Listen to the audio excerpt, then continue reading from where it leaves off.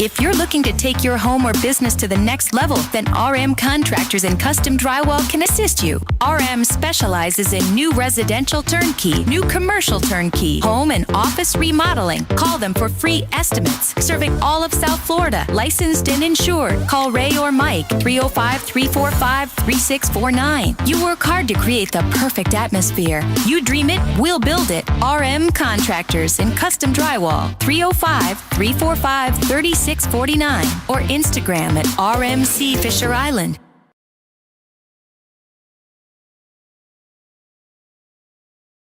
There's just one place where you can drive a new Acura ZDX for only $239 a month. The Customer Appreciation Sale at Acura of Pembroke Pines. Thank you for making us number one.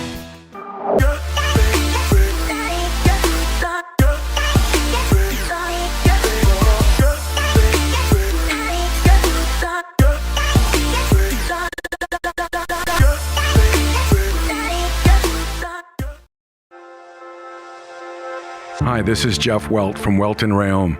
Dan and I have been in business together for over 22 years. We're not your typical lawyers. When Dan's not working in the office, he's flying his stunt plane.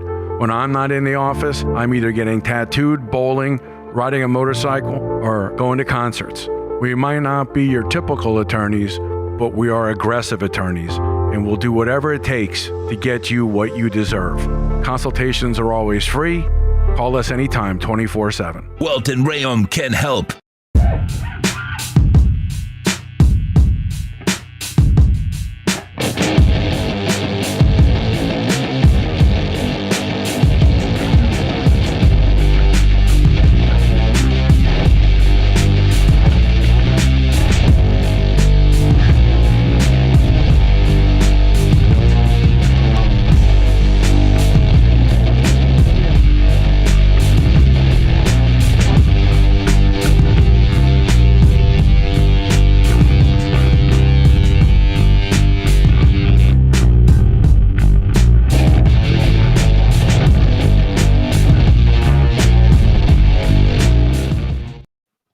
It is Tuesday, 7p, the place to be. It is the Squared Circle Digest. I am Sean Stanley. That is the great Frankie Fresco there. How we doing, sir? Good, man. I'm feeling a little bit better. Still, I have my voice for the most part, and my coughing has kind of calmed down a little bit, so it's good. I'm telling you, it feels like you have that same thing, but I didn't get like. I was sitting there with like the cough forever. It felt like the cough and everything. Like that was what stuck the longest for me. Yeah, I think I had a good weekend. Bounce, I acknowledge you, or you. Yes. Maybe you acknowledge us. I don't know. We acknowledge him. Well, no. Yeah, absolutely. I mean, I had a good weekend. I was chilling with Bounce. Bounce. Just to give a quick shout out to everybody who showed up at the Miami Twitch event that we had. Bounce hosted it and did a phenomenal job, and I was there showing him some love. And of course, Official Memo was out there as well. So all of us, a good crowd, a good amount of us. We try to do it we're going to try to see if maybe we could do it every year, and then definitely show Bounce a little bit of love, and maybe I'll start promoting it a little bit more here on the Squared Circle Digest. If you guys want to meet up, because we all meet up. It's all DJs, but we could also kind of maybe spin it. Maybe we could put some wrestling into it next year. I don't know if Bounce allows me to do that, but it'll be pretty cool. Yeah, Bounce, up to you, buddy. We could do it out in the world. We could do like out, and then he's like, "Well, we'll see what Bounce says." I mean, if Bounce wants to do like a wrestling, I mean, we could just let me know, Bounce. I'll start bringing some wrestling fans out there too. Will you finally start playing the Jey Uso stuff? You know, no? Exactly. Like I know Bounce. They streamed the Sunday night because they do streaming. They're like, I know one of the guys out there, this guy named Kova was like, Frank, get on, and I was like, I didn't bring my laptop, so if next year I'll make sure to bring my laptop, and then I'll start playing some wrestling songs. They'll probably kick me out. They'll be like, what the hell's Frankie doing? Get him out of here, bro. They hit you with a chair and take you out. Hell yeah, bro. That's what I gotta do. There you go. That would be awesome. You know, that would be badass. Imagine I'm streaming or like on there, and then all of a sudden Bounce or Memo from the back hits me with a chair and knocks me out. That would get views. I'm telling you. I'll definitely get some views. It would. It would definitely. All right. You want to get started on this wrestling talk? And by the way, Memo, how you doing? Papa, how you doing, sir? No doubt, No baby. Doubt is in as well. So we appreciate everybody. Kyle Larson, no doubt. Kyle Larson. Oh, Jesus, you and this freaking Kyle Larson. Why? That's my favorite driver. Where is it? Since when? The last couple of weeks, I've been watching it. Last couple of weeks. Got you in NASCAR? You got me into NASCAR. You did. I like Talladega. So I was watching it. I watched a little bit of it. That's why when I saw you guys go live, I was like, oh, I'm gonna jump on board because I was like, oh, that's cool that they were talking about it. And I was like, I actually saw like the last couple of laps. I was like, all right, cool. It's probably one of the worst Talladega races in a while. And by that I mean just no big rate, no big wrecks, no big. The thing like, is that everybody kept it calm, which they haven't been doing on Raw, by the way. They haven't been keeping it calm, but you're a Toyota guy. That's why. You're a Toyota guy. What the hell does that mean? Toyota did bad, so that's why you're saying it was one of the worst Talladegas. That's all. No, there just was no like. I'm not no doubt. I don't know. Nobody did the Paul Heyman and snaked somebody and side them out. Like, come on, man, make some moves. Act like these races are important to you. Act like the title's important, right? That's what we want. We want the titles to be important. True. Yeah. But what's interesting is on Raw, we'll go into it right now. I feel like the heavyweight title's taking the back seat. Let me ask you something. You saw Raw last night. I did. Did you find it? I saw Raw this morning, which I'm not gonna lie to you guys. Let me ask, you saw it live, right? I did because I was up doing something else. Yeah, but I usually try to watch it. Was there commercials during the live portion of it? They do like a different, like they'll do a commercial and then they'll do like no commercials and they'll show you the stuff and then they do commercials again. Like it's odd. I don't know how. Okay, well I don't know what they did this. I did have commercials, but not every time. Okay, I don't know what that makes sense. I don't know what they did this week. But today, when I saw it this morning, they had no commercials. Oh no! In the morning, when you watch it after, there's no commercials. Well, the last couple of times they have had commercials. Today, sure? yeah, because I've watched it the next morning. It has never had the commercials in it. This morning when I saw it, I was like, "Oh crap!" There was like absolutely no commercials. It was just go straight. It was just skip into the next scene of the wrestling. I was like, "Oh, this is great. I like it when this happens." Well, Cat for Life's in. How we doing, sir? What's going on? But my bad. I kind of diverted. Oh, you're good. Did you find Monday Night Raw entertaining? It was okay. It was okay. I mean, they're advancing some storylines. I mean, it filled my, what I want from wrestling. But again, I feel like a lot of people think the Raw on Netflix was going to be PLE-ish because of what happened the first show. And you can't have that. You can't. So. Right. I'm being honest with you right now. I'm not all in with the Seth being like the next guy. I'm just letting you know. I'm waiting to see how it plays out with this whole Braun Breaker stuff and all that Braun Breaker thing. I don't understand. This is the part I don't understand, and we'll jump around here for a little bit on this. You have Seth Rollins. You have Braun Breaker. They laid out CM Punk and Roman Reigns last week. No CM Punk, no Roman Reigns. Now all of a sudden, Sami Zayn's in. Yeah. So I'm not understanding where all this is because there's only two. There's only Braun Breaker and Seth Rollins. Ain't like Paul Heyman's putting on the tights to do a triple threat. But the thing I'm guessing is Sami is on the both sides, so he could team with Roman, or he could team with CM Punk. So maybe Sami's that little guy that's going to be in there to get beat each time when it's a tag team match, so you don't get anybody pinned. That's kind of how I feel. And they set it up to where it's like, he's got to make a decision and the things like that. And I mean, honestly, I can tell you right now, I was hoping that, they would do something where Sami turned on somebody else and joined them. That was what I was hoping. But once they made it Braun Breaker against Sami Zayn, I was like, all right, Sami's saying no. Sami's pulling the Cody Rhodes and telling him no. See, but that's what I'm telling you. It's revolutionary. The thing about this is that it was like all of a sudden you got random ass Sami Zayn coming out there and talking to Seth, kind of calling him out. When you get Seth coming out as well, you don't get Paul Heyman saying anything nowadays. He just stands in the back and he's just chilling. And then Braun Breaker is mean mugging everybody.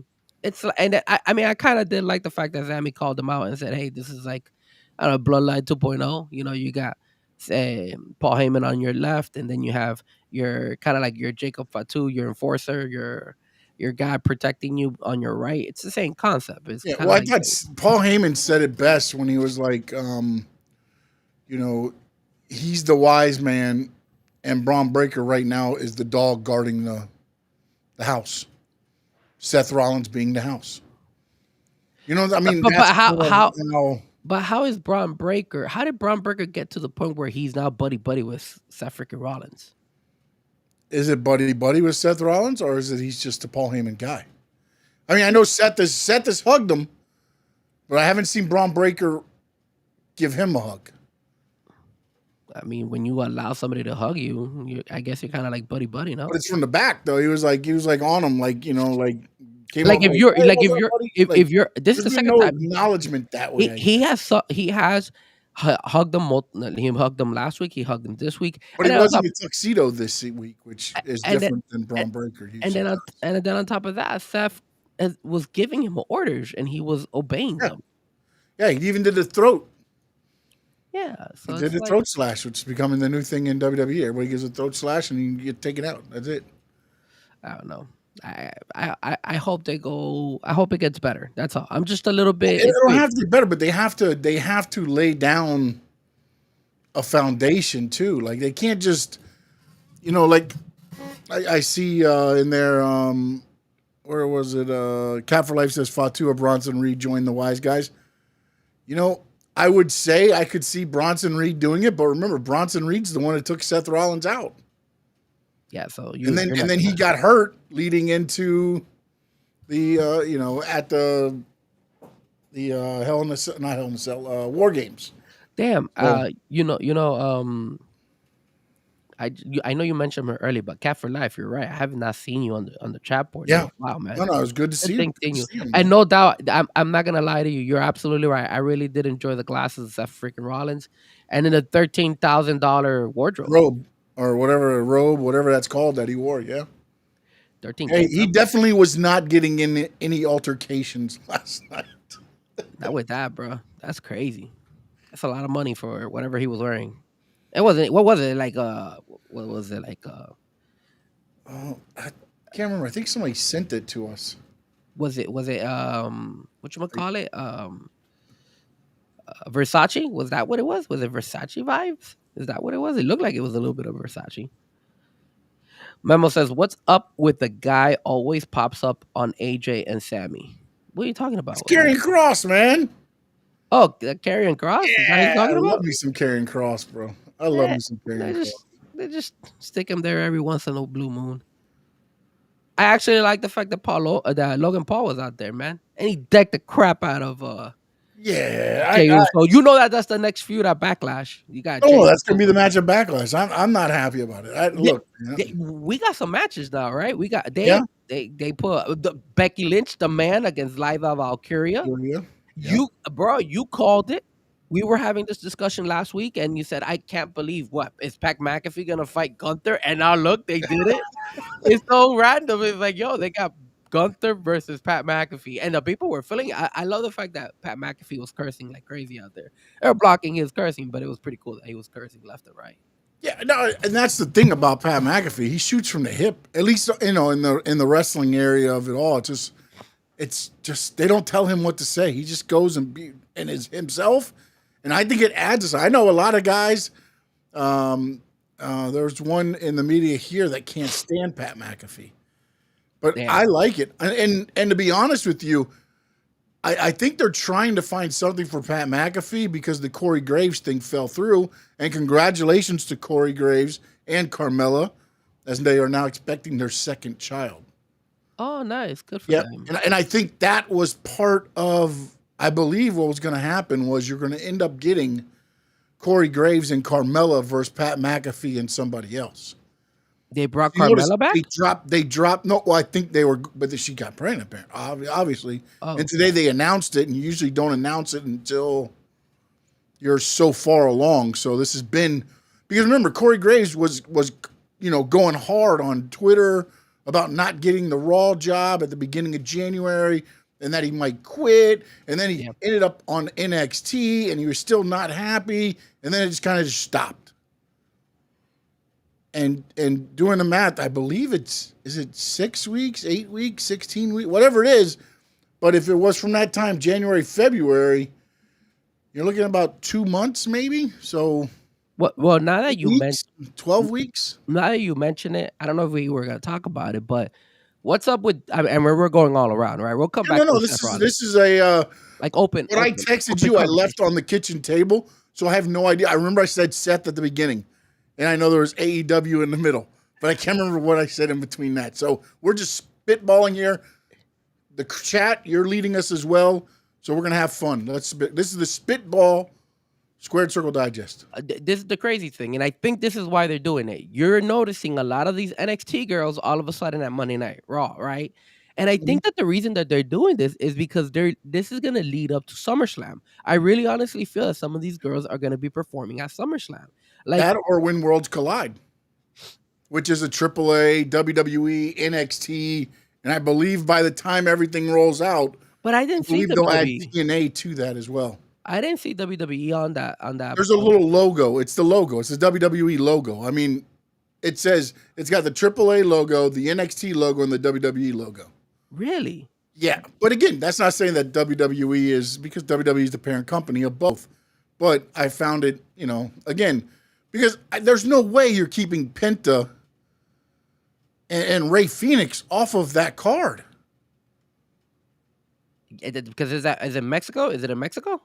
I don't know if they said where exactly it's going to be. I thought it was in California. I think it's in California, but again, it's a small drive up from Mexico, so the AAA people will, they'll follow up there. Especially Rey Mysterio got his surgery, so more than likely he probably, I think it's June 7th or July 6th or something. June 7th is Worlds Collide. June 7th? It is at the Kion Forum in Inglewood, California, in collaboration with the Mexican promotion Lucha Libre, AAA Worldwide. Yeah. So there's no way he'll be there, but I got to believe they're going to put the Dragon Lees, and El Americano, El Grande Americano. Claro. You got to bring him. You got to. Even though he didn't have any, he didn't show up last night. No, but his number one fan was there, Chad Gable, wearing his shirt. He was wearing his shirt. And it wasn't cool that Penta took a shot at Chad Gable and did that. Yeah. That wasn't cool. Chad Gable did. The Lucha Brothers came out last night, so you can tell it's in the works. That is pretty cool. But I really do feel, and that's what No Doubt I just mentioned too in the chat. Yeah, I think they are teaming up soon. Yeah, but this is the thing. Do you feel like they should team them up? I mean, I think Penta's doing a hell of a job by himself. Maybe Rey Fenix needs the help, but I don't think right now. I think again, it's different booking styles, because to me, Penta's always been. I'm not going to say the better one, but he's the one that always drew the eye. When they came out of the tag team, you first looked at Penta, and then there was Rey Fenix. You know what I'm saying? Like, he was always, to me, the faux leader of the group when you looked at Lucha Brothers. Yeah. I just think he's got something more to him. I know Penta comes out and he's fired up. I'm sorry, Rey Fenix comes out and he's fired up, but Penta's got that little smooth operator, and I know there's a meme going around now where he's actually strutting to the ring and they put the smooth operator song to it, and it works perfectly, man. And it's like, oh man, it's fantastic. That is funny that Cat for Live, that R-Truth said that, bro. I was cracking up when he mentioned that. That was hilarious. And how about them coming face to face, huh? Yeah. Yeah, I liked it. I like seeing him look lost. Arthur's like, you were my hero when I was growing up. They need to put R-Truth more often in there just to be funny. That's what he needs to do, man. And yeah, of course, throw him out there every once in a while because he can still go in the ring. But that to me is where WWE kind of gets it more than, is like, you can still make people work without having them actually have to be in the ring.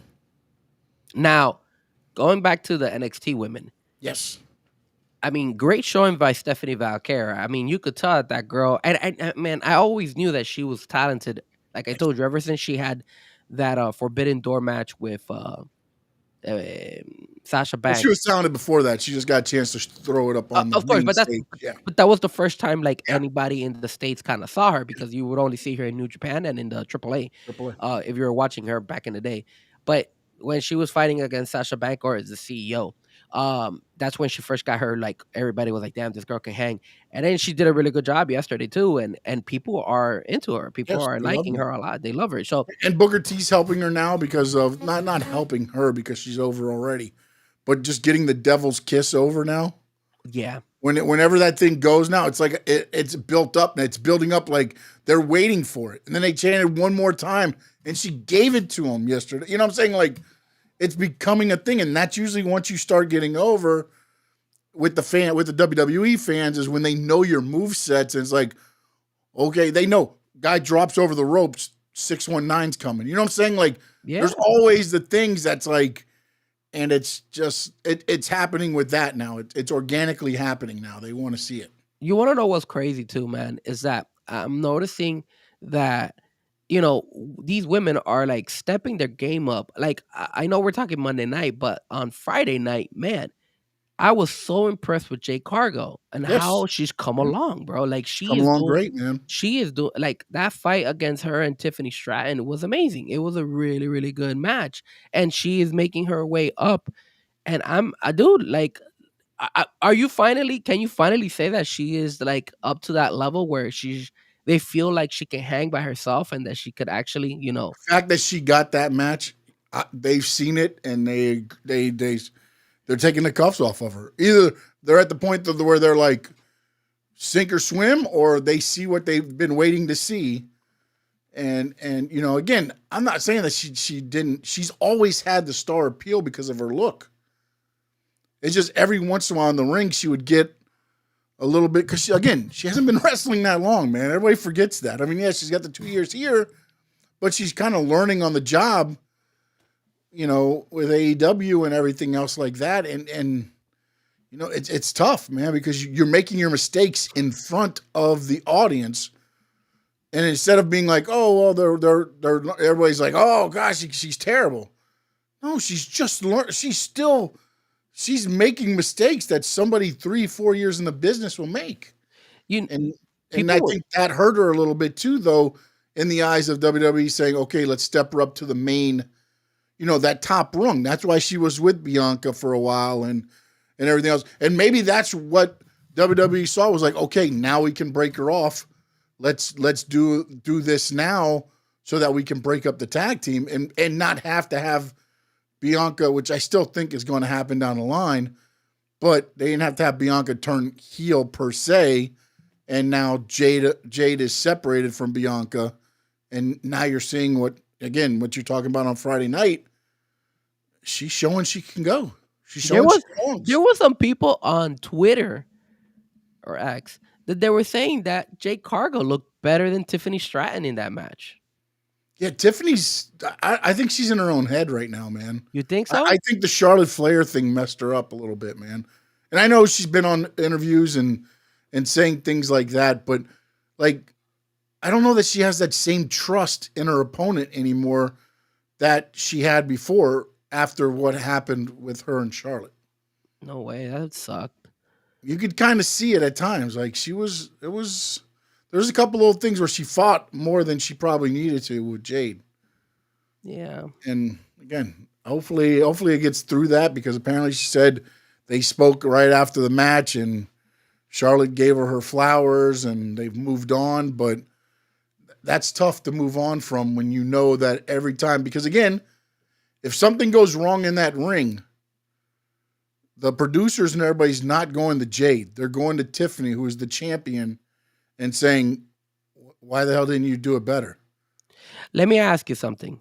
Now that you bring that up, since you wrestled, I wonder if did you ever experience a situation where you had a wrestler that you didn't trust, but you still obviously is business. You still have to get in a ring with him, and then that led to maybe some insecurity when it comes to your future matches where you're like, damn. it kind of like what's happening with Tiffany, or have you ever, not necessarily you, if you know anybody who has experienced that, where all of a sudden, damn, like I lost that trust, like it feels like she's kind of nervous and kind of like worried that they're gonna screw her over or she could get herself hurt, where it's affecting her performance. Did that ever happen to you or anybody that you might have known No, that has happened? no, not really. Luckily, I was fortunate enough to, everybody kind of worked together. There was one of my tag team partners when I first, not the first partners, but he went to Orlando to do a show, and he had the feeling that this guy was going to try something. So the match, you go in the match kind of guarded, and then when they do try it, then everything gets out of hand from there, because then it turns into, and again, you're talking about apples and oranges in the way of independence. Mm-hmm. And then WWE. Okay, because again, once you get to WWE, to me, it should be like you should be one of the utmost professionals. Now, are things going to happen and things like that? Yes, but that whole situation there, like, again, I don't know if they worked themselves into a shoot, or if once it happened, they just said, all right, we've got attention, let's keep it going. And then it just kept getting a little bit more and more away from them. Because, again, the last 2 weeks, I thought leading in were the best 2 weeks leading in for them. And I thought the match went well. But again, now you get back out with others and you're like, okay, are they going to try to do this? And then, you hold back a little bit, like, okay, let me see what's going to happen here. And unfortunately, in wrestling, it's a lot of, bang bangs. You got to be there. It's a reaction to hip toss, the arm drag. You're got to be just going. You can't be thinking a lot. When you start thinking, that's when everything slows down, and that's when you can tell, okay, here we go. She's probably thinking about it right here. Yeah, it's you can kind of see it. Let me see here. The feud with Lyra and Becky. This is to raise up Lyra or reestablish Becky. I think it is to raise up Lyra. I think it's going to do both. I think Becky's going to end up winning the match, but it will rise Lyra for facing Becky and having a good match. I think that's the way. I just can't see them bringing, unless, again, we heard her say, Bayley, I attacked Bayley. I did this. Now they could have a great match, and then in the end, Bayley comes out, and or Becky somehow, starts taking advantage of Lyra. Maybe she took her out or whatever and beating her up, and then Bayley comes out for the save, and Becky gets disqualified or something. But I don't see any way that Lyra leaves there with a clean win over Becky. And I'm not saying that, and I think that would be the right move too, with Becky here, because I honestly think the game plan is to make her the first Heyman girl, which isn't really accurate, but we'll go along with the WWE way. I mean, I thought that she did a good job out there. It was a little bit sloppy. I'm not gonna lie, a little bit sloppy here and there. I don't know how in the world Liva Valkyria can like walk and move around with those big shoes that she likes to wear. I don't know why. Yes, yeah. Things are huge. It gives her at least a good 2 or 3 more, inches of tallness. So it's crazy. AEW. Oh, we'll get to AEW. Cat for Life, I got you. They've actually, I think, wrestled there before. CCW and ICW have wrestled at the Village in North Miami before, I believe. Or something similar to that. There was food trucks all around, and then they had a ring in the middle, and yeah. But yeah, interesting. Something. So I think it makes sense for Becky to win. Lyra has had the Intercontinental belt for a while, and obviously this girl, Chelsea Green, just lost her belt to Zelina Vega. Yeah. So Zelina happy her husband signed, huh? Yeah. The perks of having your husband sign. Yeah. Well, now let's talk a little bit about that. What did you think about obviously Rusev? Right, Rusev. I guess you want to call him. He was the Redeemer, and it looks like he's going back to that type of vibe over there. Yeah, well, he got out of the abyss. He said so. Yeah, he was preaching a whole bunch of crap. I feel, man, I'm not gonna lie to you. It's a little bit. I mean, he has a fight next week, right? I think who's he fighting next week? I'm having a brain fart. He's fighting. Man, who's he fighting? Damn it. But I know he's fighting next week because they had promoted it, and I know Penta's fighting against JD McDonough because he cost JD Yeah. McDonough and Well, and JD battle. cost him against Dom too. Correct. So he was getting him back a little bit. So that was pretty cool that they did that. And then you still see the whole situation with the Judgment Day with Dom Mysterio and JD McDonough. Like Finn Balor was like, "Yo, you didn't tell me that you were coming back, bro." Yeah. And now all of a sudden we got some unfortunate news that Liv Morgan is gonna be out doing a movie, so we're not gonna be able to see. Yeah, her which fight out. apparently this movie is like this could propel her to being like the it person in Hollywood. Really? That's what, again, I'm going off reports that if everything goes well, this movie could propel her into those echelons. Well, the thing too is I've heard reports that a lot of famous people are going into her DMs and they're trying to talk to her. So Well, if you watch her character on TV, she's been through it all. Think about when she was a baby face, the way her, she did all the stuff. Then she went through that little even though Alexa Bliss was doing it, the Harley Quinn type thing where she's a little evil. And then now you've got the Dom where she's just the villain. She's been through all of this in her WWE career. yeah, I mean, she's been through every echelon since she's got in with the Riot Squad back in the day. yeah, she's been. Remember, she came in as a second fiddle. Think about that. She was the second fiddle to Ruby Riott. It was Ruby Riott, Liv Morgan, and then Sarah Logan. Those were the three that came in. Ruby was expected to be the bigger, star out of the three, and look what Liv's done. Yeah, she's done a phenomenal job. Put her head down and done the work, man. And She did you, it for a while. there was a little bit there was I think it was like 2 weeks ago, maybe 2 weeks ago, where there was a little bit of a back and forth on Twitter between Liv Morgan and not Shayna Baszler, but Shayna Baszler's partner. Zoe Starks. Zoe Starks, yeah, because Zoe Stark was complaining, saying that I didn't know all of a sudden the WWE world is all about showing your ass and stuff like that, because she was criticizing Liv because red outfit she wore. Yep. yeah, and then Liv Morgan was shooting back saying, "Yo, I've been putting in the work, and it's not my fault that I look good doing it." If you got it, show it, man. I mean, what are we talking about here?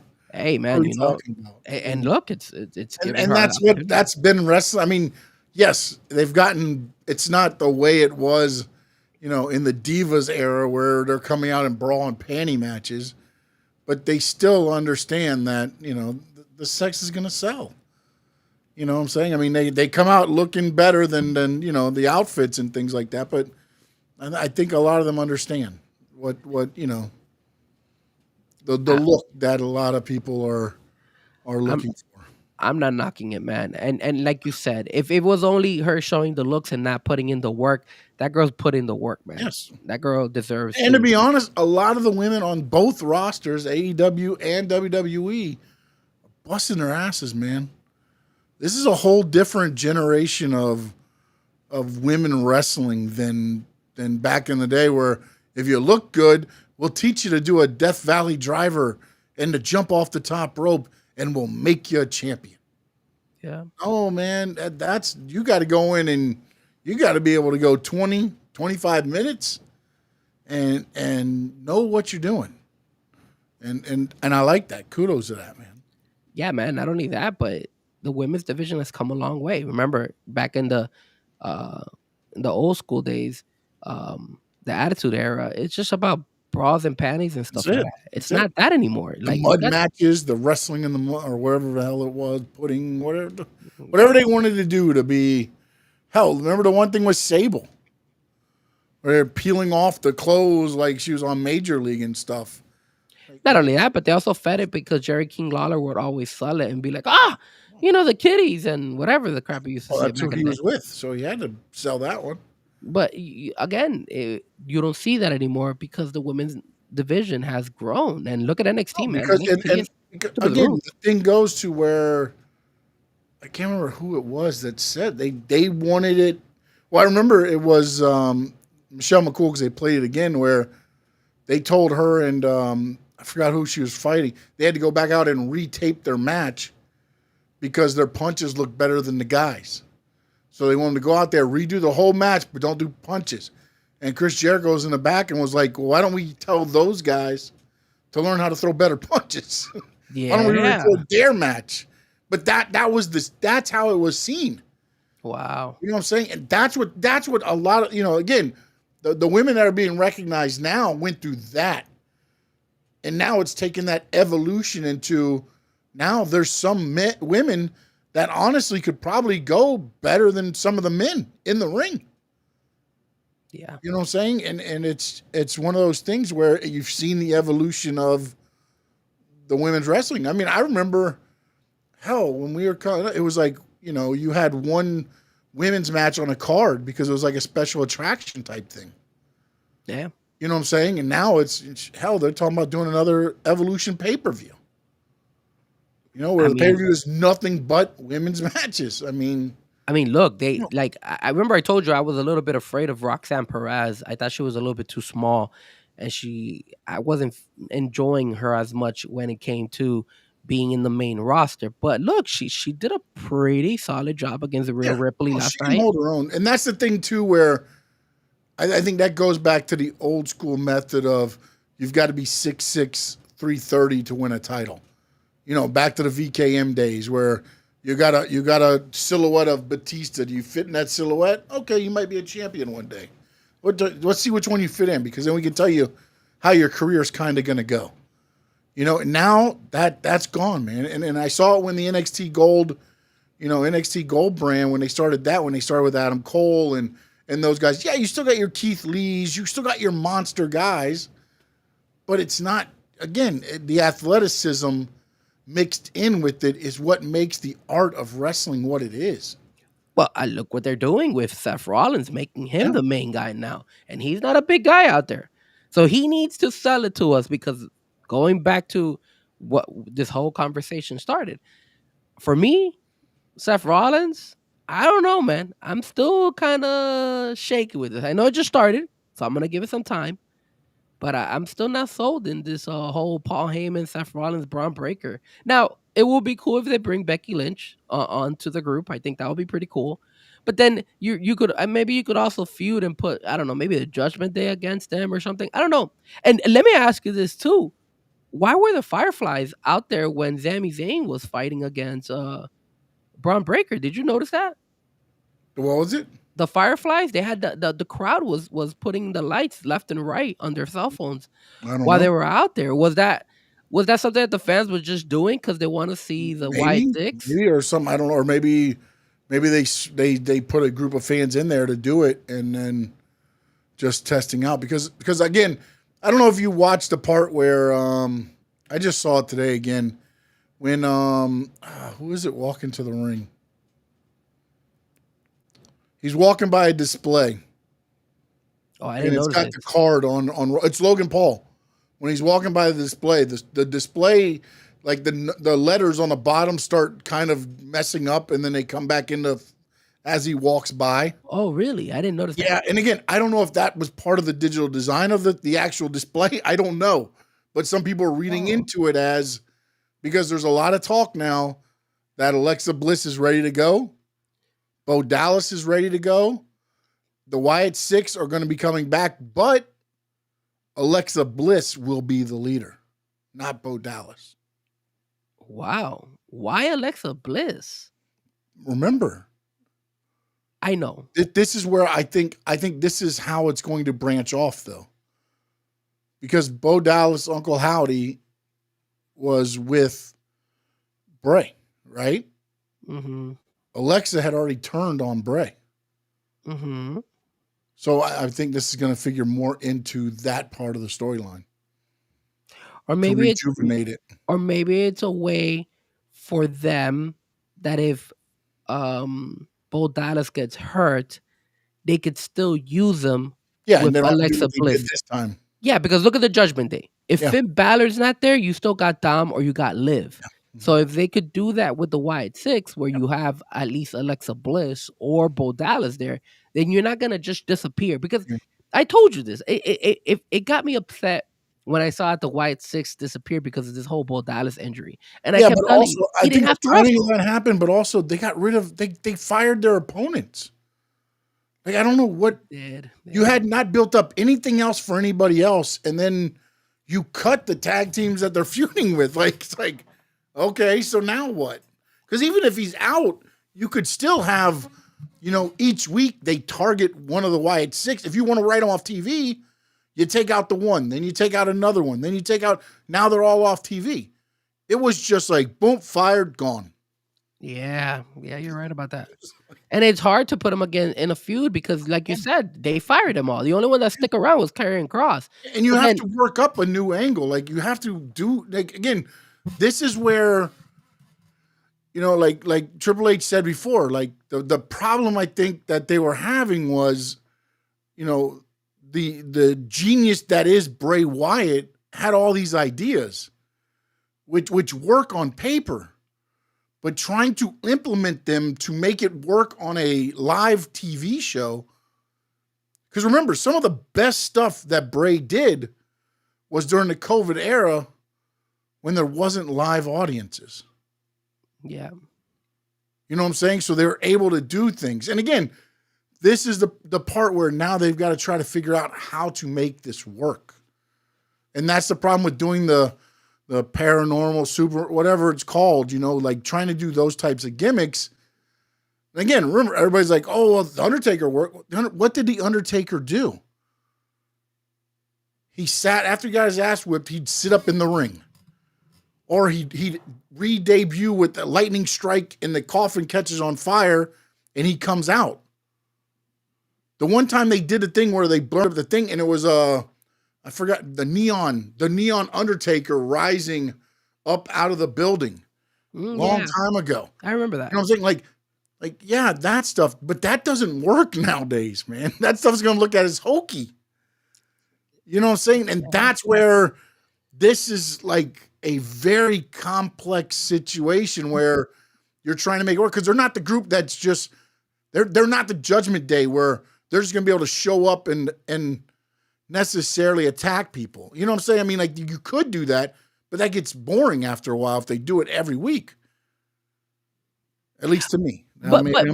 But you say that they can't do like what back in the day with the Undertaker and stuff like that, but they kind of did it. They did like the new version of it when they first got introduced.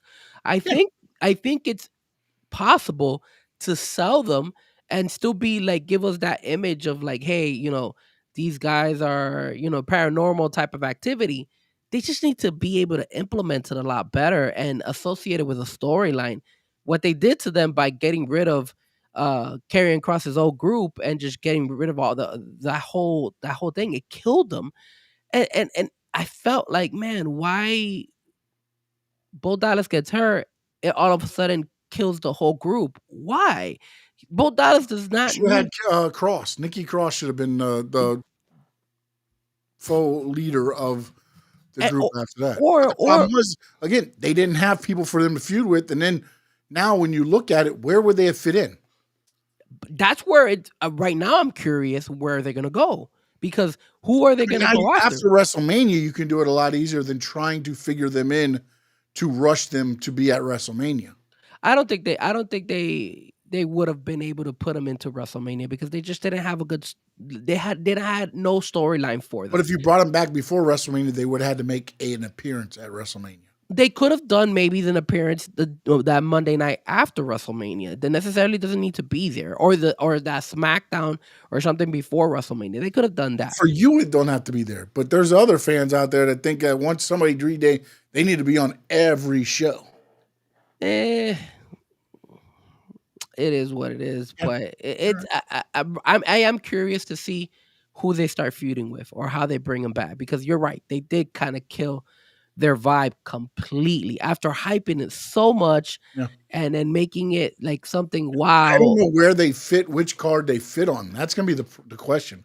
Because, look, SmackDown, say what you want to say, but they got a pretty damn good little trio quad of tag teams going after the belts.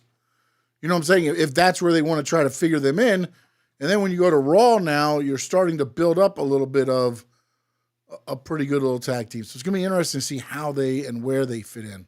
Now, No Doubt says they need to go after Gunther, but don't you think that would be kind of like a downgrade for Gunther if he was to Dude, start having a he's feud? wrestling Pat McAfee at the next pay-per-view. That's a good point. That's a good point. It would. The only thing is, I don't know what they're doing with Kaiser. Kaiser, where is he? He cut a promo last night on Netflix on one of those spots you didn't see, and said that Adam Pearce doesn't know talent, and now he's talking about going to SmackDown, but Gunther is on Raw, so now you're separating the two. Well, technically they weren't together as but they they could still be there to watch each other's back. He has to go to SmackDown that way. Because Tiffany, you gotta be near Tiffany. That's right. That's the main reason why, man. That's the reason. But at the end of the day, I mean, look, man, I thought that Monday night was a little bit lackluster. I wasn't too impressed. It was a good one. Was it anything that knocks your socks off? No, because the thing was SmackDown knocked your socks off. Yeah, but it was just trying to get over the whole Seth being. That's why there's no Roman, no CM Punk to interrupt. It was so that group could stand tall and show its dominance before now you start throwing CM Punk and Roman in, and now they're running like, they're just running for their lives. Yeah, but there was one point in time when I would say, hey, Raw is like kicking ass and SmackDown is kind of falling behind. And then the last couple of SmackDowns, with the whole Randy Orton, John Cena thing, like that is elevated SmackDown. Been on Raw. Huh? Oh no, Cena's SmackDown now. That's right. You're right. My fault. Yeah, Cena. I forgot. Cena has Cody's belt. I keep thinking because when they had him on both brands. Yes, you're right. Yeah, and Cena and that Randy Orton segment on SmackDown on Friday was amazing. It was really good. It led SmackDown, and it was like everybody was into it. I love the fact that Randy mentioned that the tables have turned. Now he's the baby and Cena's the heel. Who would ever thought of that? He told him, "Yo, you need to have kids in order for you to get over this type of." I love Cena's response. I knew it was gonna go that way because I've taken care of your kids for 25 plus years. I was like, and then he was beefing with the little. Keep it going, bro. He was beefing with the little kid on the thing because the little kid gave him the bird and everything. Great, a 5-year-old just gave me the bird. Great parenting. Yeah, man, it was good. Great, dude. I'm loving this John Cena. I am from the promo wise. It's just like, all right. Yeah, when it comes to the promos and the segments, Cena kills it. Now, are we gonna get that when it comes to the matches? That's the you're getting the 5 moves of doom. It's not like Cena's gonna be able to freaking start pulling off hurricanranas. No, but you know how he is right now. But this may be also the only reason they never turn him heel. He doesn't have a heel move set. He when he was Thugonomics, bro. Thugonomics, bring him back.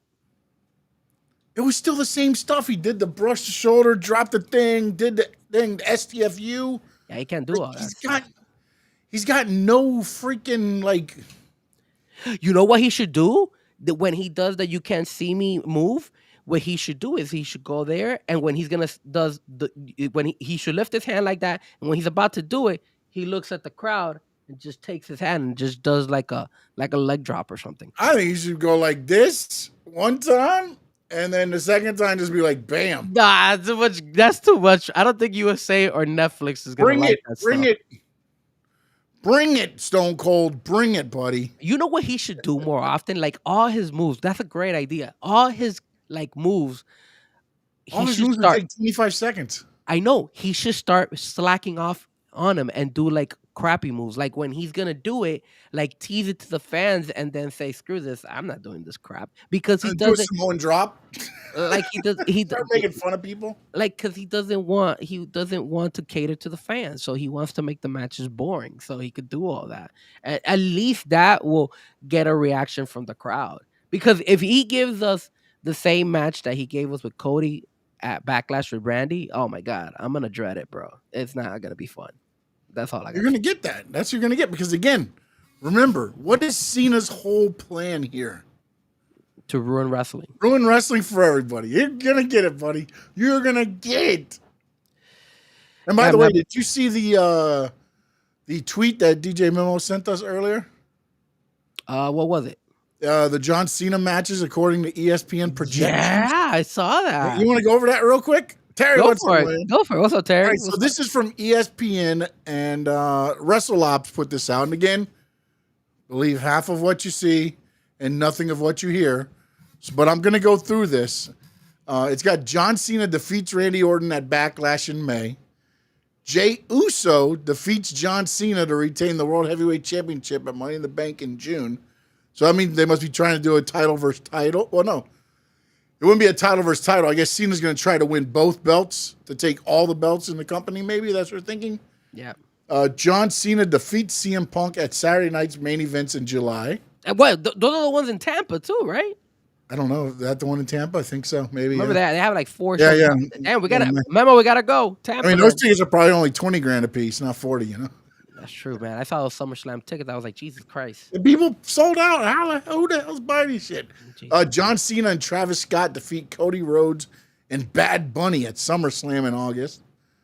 Joe Hendry defeats John Cena via DQ at TNA Victory Road in September. Well, before you continue, I like this list. But you saw what happened in TNA's pay-per-view this weekend where you had Trick Williams. But he didn't get a pop like I thought he was, bro. I was surprised. No, because I don't think people thought that they were gonna see Trick Williams. Yeah, because if I'm not mistaken, he came through the crowd, not necessarily hit the music. No. Right? Did he go through the crowd? I thought he went through through the main entrance, just ran in there and knocked them out. Oh, I don't know. They didn't do the whole music thing though, so maybe that's where a lot of people. Yeah, but again, Trick is now doing the heel thing too, so.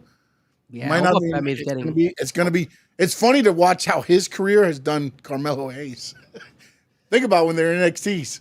At the end, if he had somebody beside him, this would be the Carmelo Trick again. They ran the same game plan with both of them. Yeah, because Obafemi has been holding it down now, and a lot more fans are like Obafemi. I mean, Trick's momentum has gone down, but we diverted. Okay, go back to the question. All right, to the John Cena defeats Seth Rollins and Roman Reigns at Crown Jewel in November. Wow, that's like a 3-way?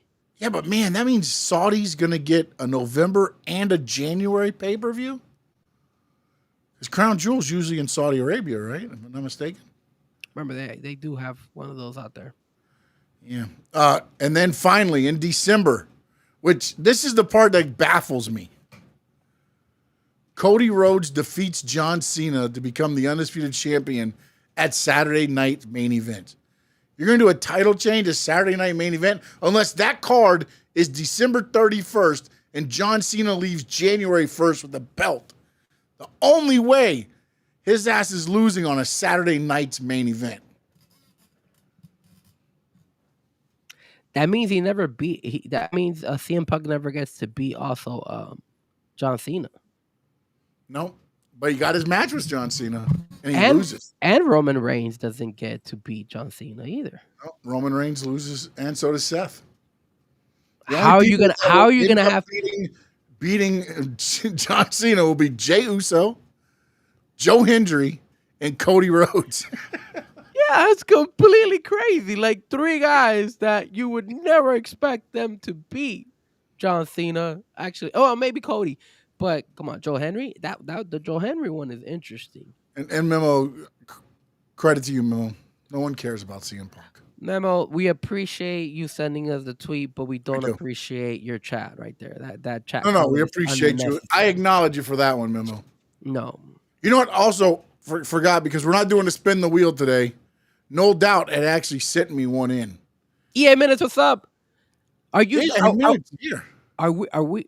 I apologize, guys. I know why we're not doing spin the wheels because Because Frankie Frankie Fresco Fresco did not do it. did not help him. I had the list and I just Help! didn't send it to He you. didn't do anything. I'm gonna tell you. Okay, all right, Sean. Hold on. Now that I'm you're kidding. now that No, I'm so gonna give you. this is what we're doing. Okay. This is the thing. Hold on, real quick, and then we'll go to you. He put proposal for the wheel this week. I like it. Braun Breaker on his way to the top of the line, teaming up with his team of Rollins and Heyman.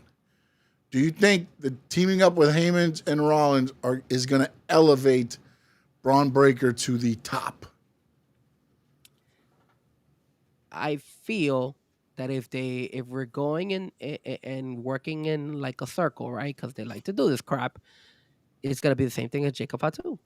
EA, send me a DM, Sean Media _11 on X. Send me a DM. I'll get on the next one.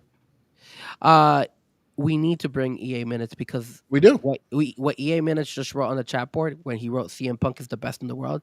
Now he definitely deserves. Oh to be on no! the chat You know board. what? You might have just stealed your fate there. But yeah, I do feel that eventually what's gonna happen, you could do that. You could just spin it the same way where Jacob Fatu got so elevated because of the bloodline that he superseded the rest of the rest of the members on the bloodline, and now he's there. He's the main guy. So I have no problem eventually Braun Breaker probably turning on Seth, but that's Yeah. way down the road. Way down the road. That's when the elevation is complete. Once he does that, the elevation will be complete. Yeah. I agree with you 100%.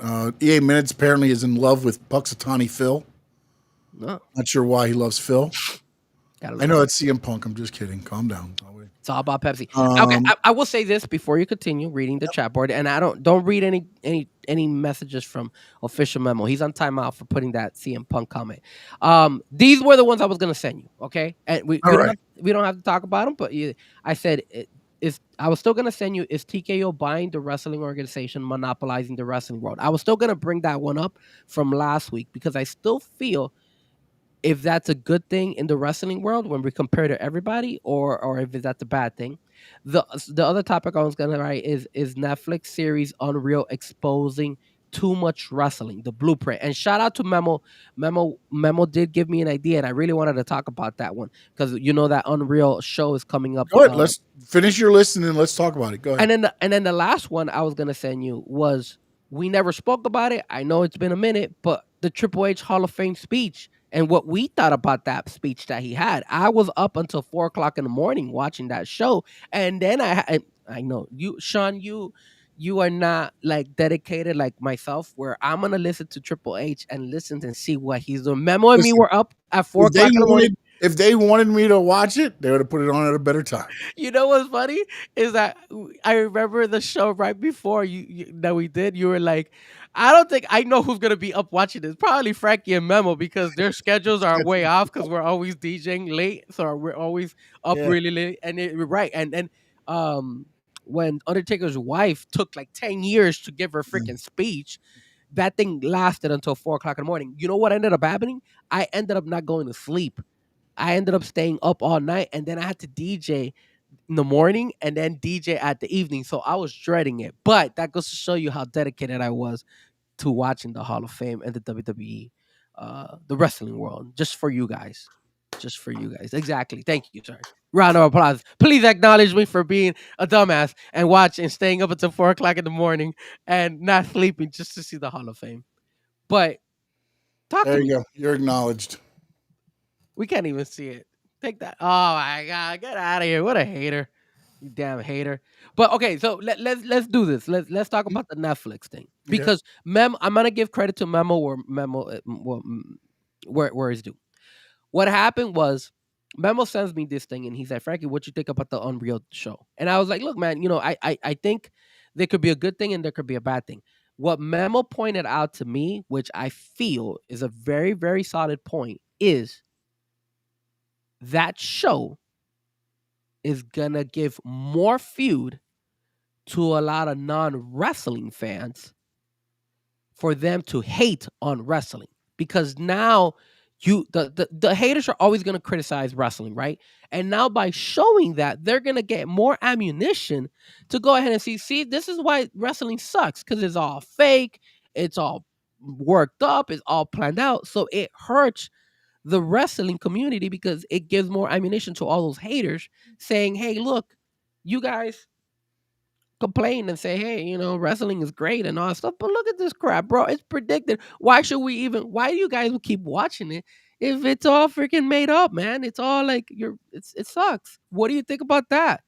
Do you feel that's more ammunition for the haters? No, this is what I think. If you don't like wrestling, it's going to do what you say. If you like wrestling, and again, this is the other part about it. WWE and Netflix are working together.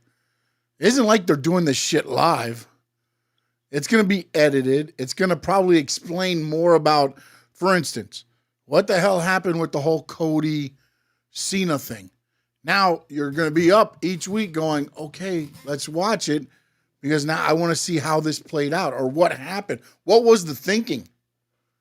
I think it's going to be more that way to where like, and again, I don't know how far behind it's going to be.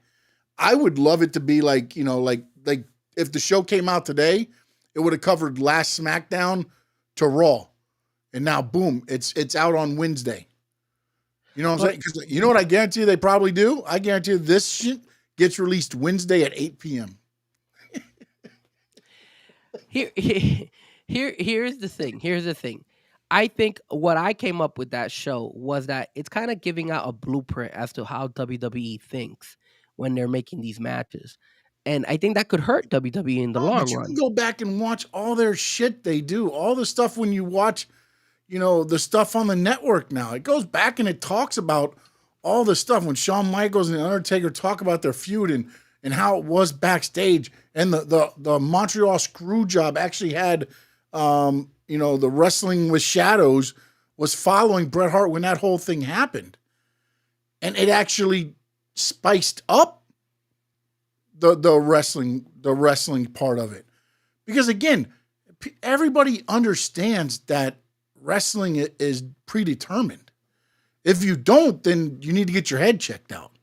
I got to go I have an appointment next week. You have your appointment. Okay, good, man. Good. Because, and again, and for them to say, and also the other thing about this is, I think you'll see behind the scenes is the stuff you don't see or that you miss when you're watching a match where Bianca Belair broke 3 of her fingers in the match because Io Sky came down on her on the way that she came down. That's the stuff they can show.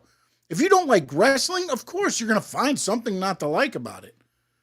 But I don't think it's going to hurt them because again, and I saw them say, everyone has Netflix and the haters are going to see it. Then you know what? I'll tell you exactly what they're going to be like. You know what? Somebody's going to take that clip and share it with their millions of followers talking bad about us, but that's getting out to eyes that have never even seen our product. And now they're going to come check us out because they're going to want to find out what exactly it is or come to make fun of us themselves. But you know what? In order to make fun of them, what do they have to do? They have to watch it. Well, did you? That's what it's all about. It. They don't care about anything else other than you watch it. That's all they care about. Are you watching it? Make fun of it. Don't like it. I can give 2 craps. I don't get paid on if you like it or you don't like it. I get paid on whether you watch it. Here's my thing. Did you read that post? I think it was in a World Star where there was a wife of a fan saying that wrestling is ruining my marriage. $20,000 or something on merchandise and belts and stuff. Yeah, and he's like obsessed with wrestling and all that stuff. But I mean, who wouldn't spend $20,000 in wrestling belts? Those belts look amazing. Look at you. I know. Look at those belts behind you. Easily, you've invested about a good $50,000 on those belts, Sean. We all know that you run deep. We know that. We know those belts are not cheap. Gifts. Sean, don't lie to us. Not GIFs, not GIFs. Sean, those belts in the back, they keep mounting. I have none. That's how you know how much you do mask. Belts are expensive. You do mask instead of Bitcoin. You do mask. Yes, I do collect the mask. Even though the Grand Americano mask has not come in yet. Yeah, well, I mean, how long did it take you to get the Penta? The Penta mask took forever, bro. I was a little bit, you guys know how I was upset at WWE for taking 10 years to go ahead and Well, boy, when you got that mask, you were so happy, weren't you? I was so proud of I was Oh. like, I was so good. And you know what? I told you guys, I probably would not wear it. I don't know. Maybe I will wear it if I go to one of these shows. If I'm sitting like front row or something like that, I would definitely wear it. If I'm at kids will walk by and be like, "Oh, you wear my mask? All right, cool. Front row seats for you for life." well, the little kids are getting the Penta love. I wonder if Penta would go ahead and acknowledge me, but maybe Penta would probably look at me. He's like, "Look at this grown ass man wearing my mask. This guy's an idiot." But still, it is what it is. Yeah, No Doubt says check out WWE Rivals. That's actually on A&E. They have a table discussion on some stuff, and they go back into it. I mean, it's you're at that part now to where the kayfabe part of it's over. I mean, there's not a whole lot. You try, and again, things sometimes work out to where for somehow things don't get told, and people show up, and you don't know they're going to be there, or so. I'm interested in the show. I think I'm very interested in it.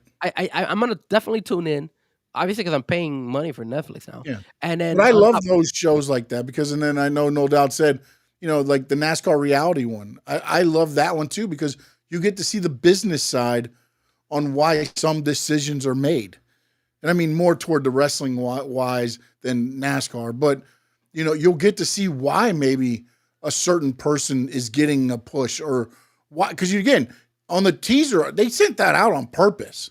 So that everybody would be talking about, holy shit, look what the WrestleMania card was going to be.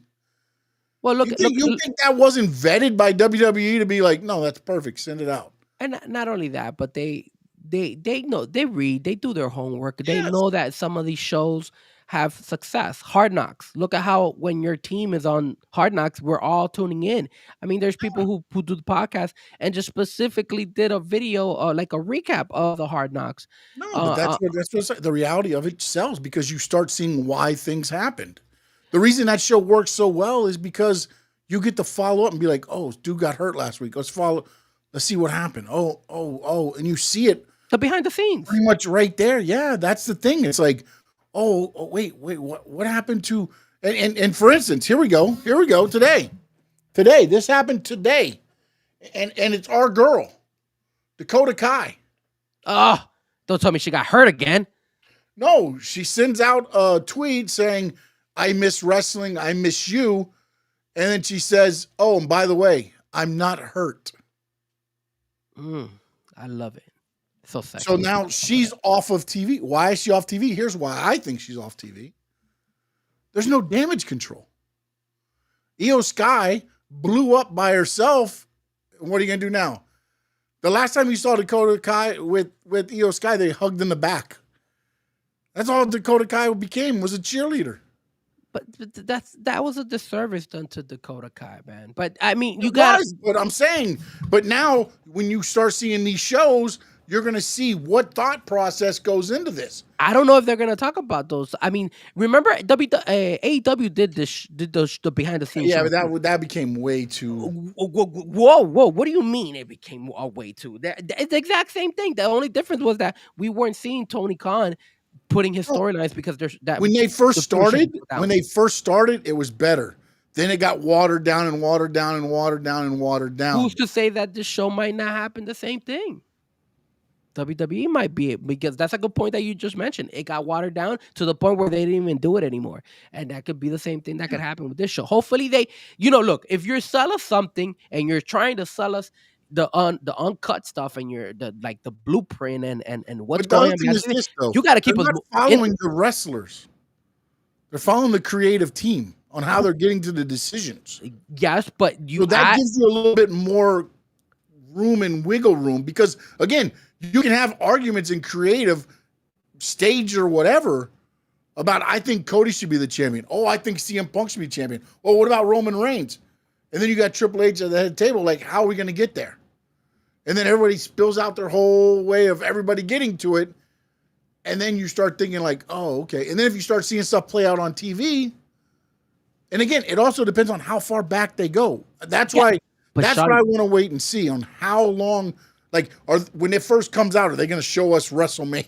You know what I'm saying? Like, But for you that have, instance, then it doesn't do anything. but you have I'll to watch include, it, but it doesn't do anything. you have to include the wrestlers, because how are you going to just go ahead and give us the behind the scenes storylines and not have those conversations with the wrestlers? They have to have the wrestlers in the show too. You're going to have to see Cody Rhodes maybe talking to production and telling them, okay, this is what we think. And remember what Seth Rollins said in one of the podcasts that he appeared, that he gives ideas as well, and he tells them, yo, Yeah, that's no, you're going to get those. But what I'm saying, no, it's not going to follow Sammy Guevara at his house and then go out and watch him wrestle and then go back in and That's true. hug, Tay Mello and all this stuff. Like, that's where that one got watered down, was because it started becoming more of a couples show than an actual wrestling show.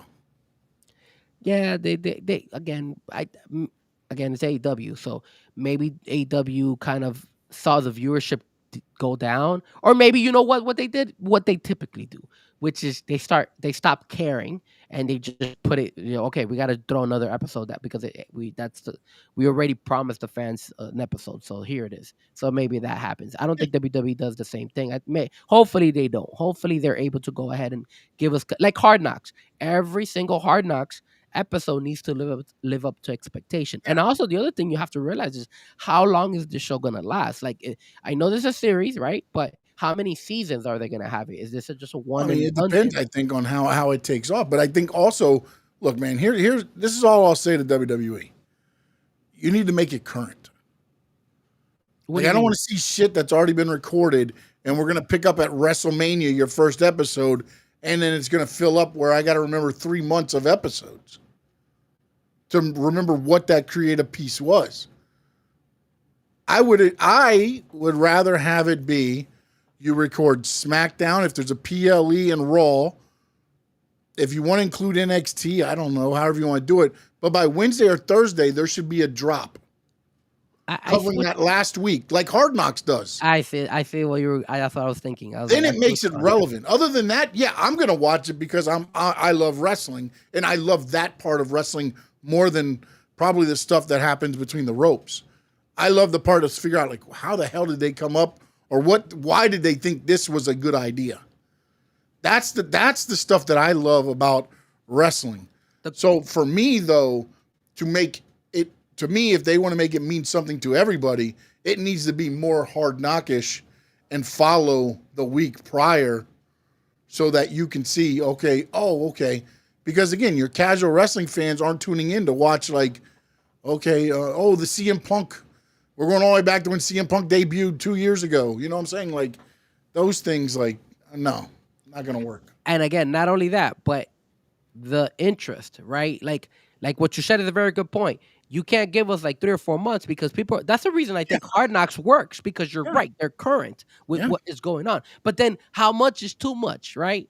How much is too much? Because if you start giving us too much information, then we're going to go behind the scene. We're going to realize and put 2 and 2 together. And some people are going to be like, yo, I already know what's going to happen. So the act of surprise, which is where I said. No, but see, that's where I think we'll get hurt. The editing and stuff like that will again, because you're watching it after it happened. So if you're watching it after it happened, you're not being told and spoiled. Now, again, nerds like me and you that understand wrestling, maybe if we hear certain things being said to a wrestler or things like that, we'll pick up on and be like, oh, okay, I see where they're going. Yeah. But again, that's just something you got to deal with. I mean, that's wrestling. That's an episodic TV series. Just like if you went behind the scenes with Friends or whatever, and you did this, you're gonna, if you understand the show, you're probably gonna figure out some things and spoil it for yourself. I mean, I will say this: if they're smart, I would like to see if they had the behind the scenes between Charlotte Flair and Tiffany Stratton. They should do. If they're recording everything now, they should drop those as teasers. I think to say this is what the show's going to look like. Because that would be this is episode 1, but here's what we expect from the show, and drop it on like their YouTube or something to get everybody wired up to like, oh, okay, so that's what's going to be on Netflix. Okay, all right. That's a good, that would be good. And then I think if they want like like hits, like if they want viewership to keep climbing, at least in every single episode, they should feature a portion of it to CM Punk. That's just me, though. That's just me. Are we ready to talk AEW? I thought I was waiting for the punchline. There is no punchline. There's no punchline on that joke? That's not a joke. That's why there is no punchline. Oh, my goodness. Remember, Collision went down because CM Punk is not there. No, Collision went up this week, 707. Did you see the numbers? I did, 707, man. Yeah, I'm a little bit. They did good. Can I tell you a funny story? Tell me. So, Saturday night, we were watching I went to Applebee's. Oh, With the lovely wife. Applebee's? Yeah. First and foremost, what are you doing in Applebee's? Applebee's sucks. The wife loves the drink specials there. So. Oh, okay. Well, the drinks are cool, but Applebee's. We went after 9. We went after 9. Well, okay, hold on. So appetizers are half off. Which Applebee's did you go to though? The one on University Pines and whatever. Oh, okay. So you were up in Broward, whatever it is. Yeah, we go over to Broward. Okay. Yeah. Don't ever go to the Applebee's in Hialeah. No, I've been there, made that mistake. Yeah. Okay, good. All right, go on. I made that mistake recently. So they had the basketball games on when, a little bit before we got there. We got there like 8-ish, 8:30, somewhere around there. And the games were finishing up. And they were the lead-in to Collision. They had 10 TVs going with Collision. Nobody was watching one of them. They just didn't turn the TVs off. They were actually, the Collision and the tables around me started talking about WrestleMania. They're like, what is that? And they're like, oh, did you watch WrestleMania? Yeah. Oh, did you see this? I started laughing. I'm like, because today somebody asked about the 707 and was like, do you think that's because bars just left it on their TVs? And I thought about it, I was like, good point. And I get it. It's 10 TVs at Applebee's. I understand. But it was like, I wonder how many people really just said, screw it and left it on. Now, here's the question. Here's the question everybody wants to know. Yeah. Were you watching one of those TVs while you were at Applebee's? Oh, hell yeah. Of course. Of course. Okay. That's what I like to hear. Of course. That's what I like to hear. Yeah. It was a good episode. It wasn't terrible, but the problem is, here's my problem with Collision. It's recorded. I already know what's going to happen. So if it's not anything crazy, I'm just like, okay. Look, I'm being honest. I'm guilty. I didn't get the chance to watch it this Saturday, man. I normally don't watch Collision. I record it. I usually record and watch it, but I didn't get a chance. I record it, but usually I just delete it. I have it. Yeah, sometimes I've done that too. The DV, I have it in my DVR right now, so I might maybe after the show I'll go. I mean, I was too intrigued. I was doing a lot of things, and plus I was watching the Florida Panthers. And the Trapio's in. He Swerve's house. Is he purchasing Swerve House? Because I heard I guess man, you're a CM Punk and he's Swerve. So, did you see what Jeff Jarrett had to say? No, tell me what Jeff Jarrett. All right, he said. Says everyone leaves worse after feuding with MJF. Wow. He's toxic and selfish. Damn, jabs. Shots fired on that one, huh? I don't think that's true, though. That's not true. I don't know what happened there. And again, I thought that was going to go longer. I was happy they ended it when they did, but I thought it was going to go longer. Look, man, you know that when Jeff Jarrett was getting this little pop, and he was talking about, "Hey, this is my last year, and I want to go ahead and become the AEW." Yeah, champion. He got the opposite of John Cena. He's never on TV. Once he said, "I got a year left," they just said, "Okay, you go home." That's so messed up. You're so right. They did the complete opposite. They did JEFFJARRET. My final tour, and I am not going to be featured in any shows. Well, Cena's just doing 26 shows. He's 26 left, by the way. 26. They could have given Jeff Jarrett Collision, or at least thrown him in Collision. But you're right; they don't even do that. I wonder what happened. I wonder what happened there, because that's not true. I will say the only one I could say, if he was taking shots at Mercedes Moné, then I could understand. 100%. Yeah, I would say the ladies division. If you wrestle anybody in the ladies division for a title, you disappear. You go on a milk carton as soon as the match is done. You're on a milk carton, or you're in another terrible feud. See you later. I mean, for Megan Bain, this built they had her like this monster. She goes and she somehow loses to Toni Storm, and now she's feuding with Anna Jay. I'm happy Anna Jay's back. Nothing wrong with Anna Jay. I'm happy with Anna Jay's back, Yes, but I'm happy she's back too. But you go from being the monster that came in, tore everybody up. You were beating 3 opponents at one time. You lose to Toni Storm, and now you're feuding with Anna Jay. Make it make sense. it's all over the place when it comes to that.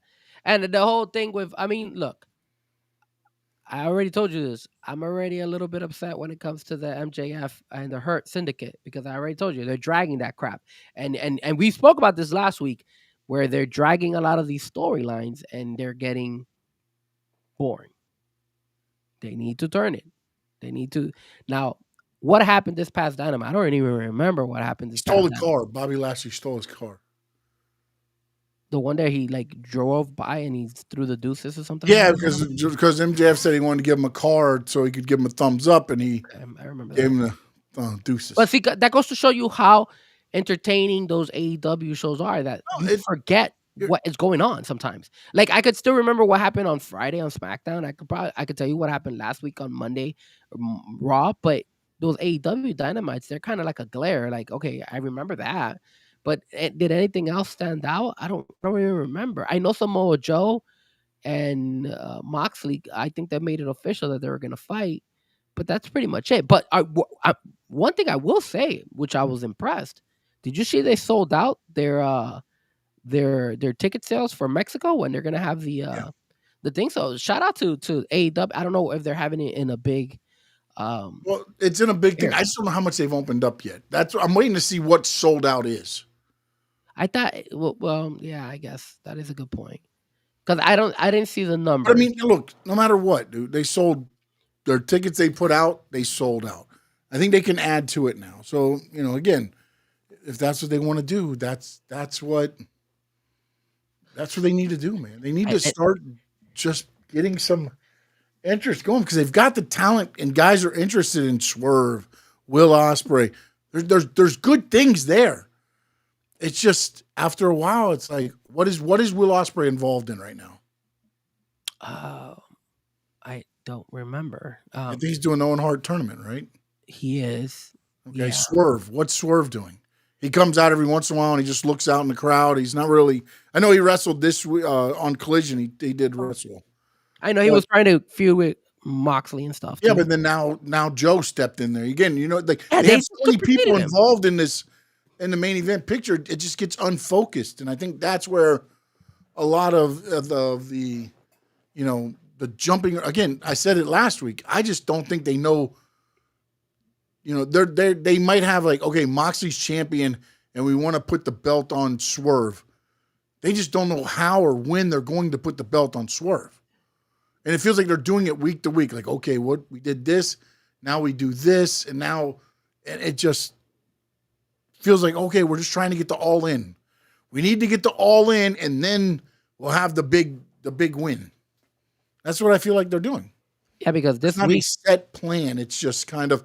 I would love to have them do a show with their creative and figure out how everything's going on. Maybe it's not as crazy as I believe it is, but to me, I picture like Tony Khan sitting there and saying, "Okay, Mox the champion, all in. We want to put the belt on Swerve. What do we do here? 3 months leading up to it. What are we doing? We could give Mox Joe." Okay, all right. Then what do we do with the other 2 op guys that we just put the trios titles on? Oh, wait a minute. The trios titles won't be defended until after Joe takes on the heavyweight title. And now we just put the titles on them. And oh my goodness. Where's our heavyweight champion, by the way? Oh, it's in a briefcase over here. A briefcase? Does it have a dollar sign on it? How long have they had that damn title in that briefcase, bro? Since October. Jesus Christ. Like, dude. Well, in October it was in a sack. Now they upgraded it to a briefcase. I mean, but remember, look how long it took Christian to cash in that contract. Yeah. It took him forever. And what you're saying is right. They just like to toss people in. Like, I'm looking at their card for tomorrow. They got Timeless Tony Storm versus Miyu Yamashita. for the eliminator match, an AEW World Championship eliminator match. I don't know why they put that one together. Well, that's what they do. If she beats Toni Storm, then she'll get a title shot. Yes, but their eliminator but I match. thought that's what the Owen Hart tournament for the female side was working up to, because I Yeah, thought it was. you got to wait till we get the winner of Jamie Hayter Mercedes Moné. Which, I wonder who that's going to be. And then yeah, I'll be surprised if Jamie Hayter wins that one. And then you got Hangman Page versus Kyle Fletcher, and it's funny because they kind of threw in. Now that I'm remembering, MJF went in there and started talking to Hangman Page. So they were trying to like mess. I don't know where they were going with that, where like they were taking a little bit of feud of each other. But then here's the crazy one. Here's the main event one.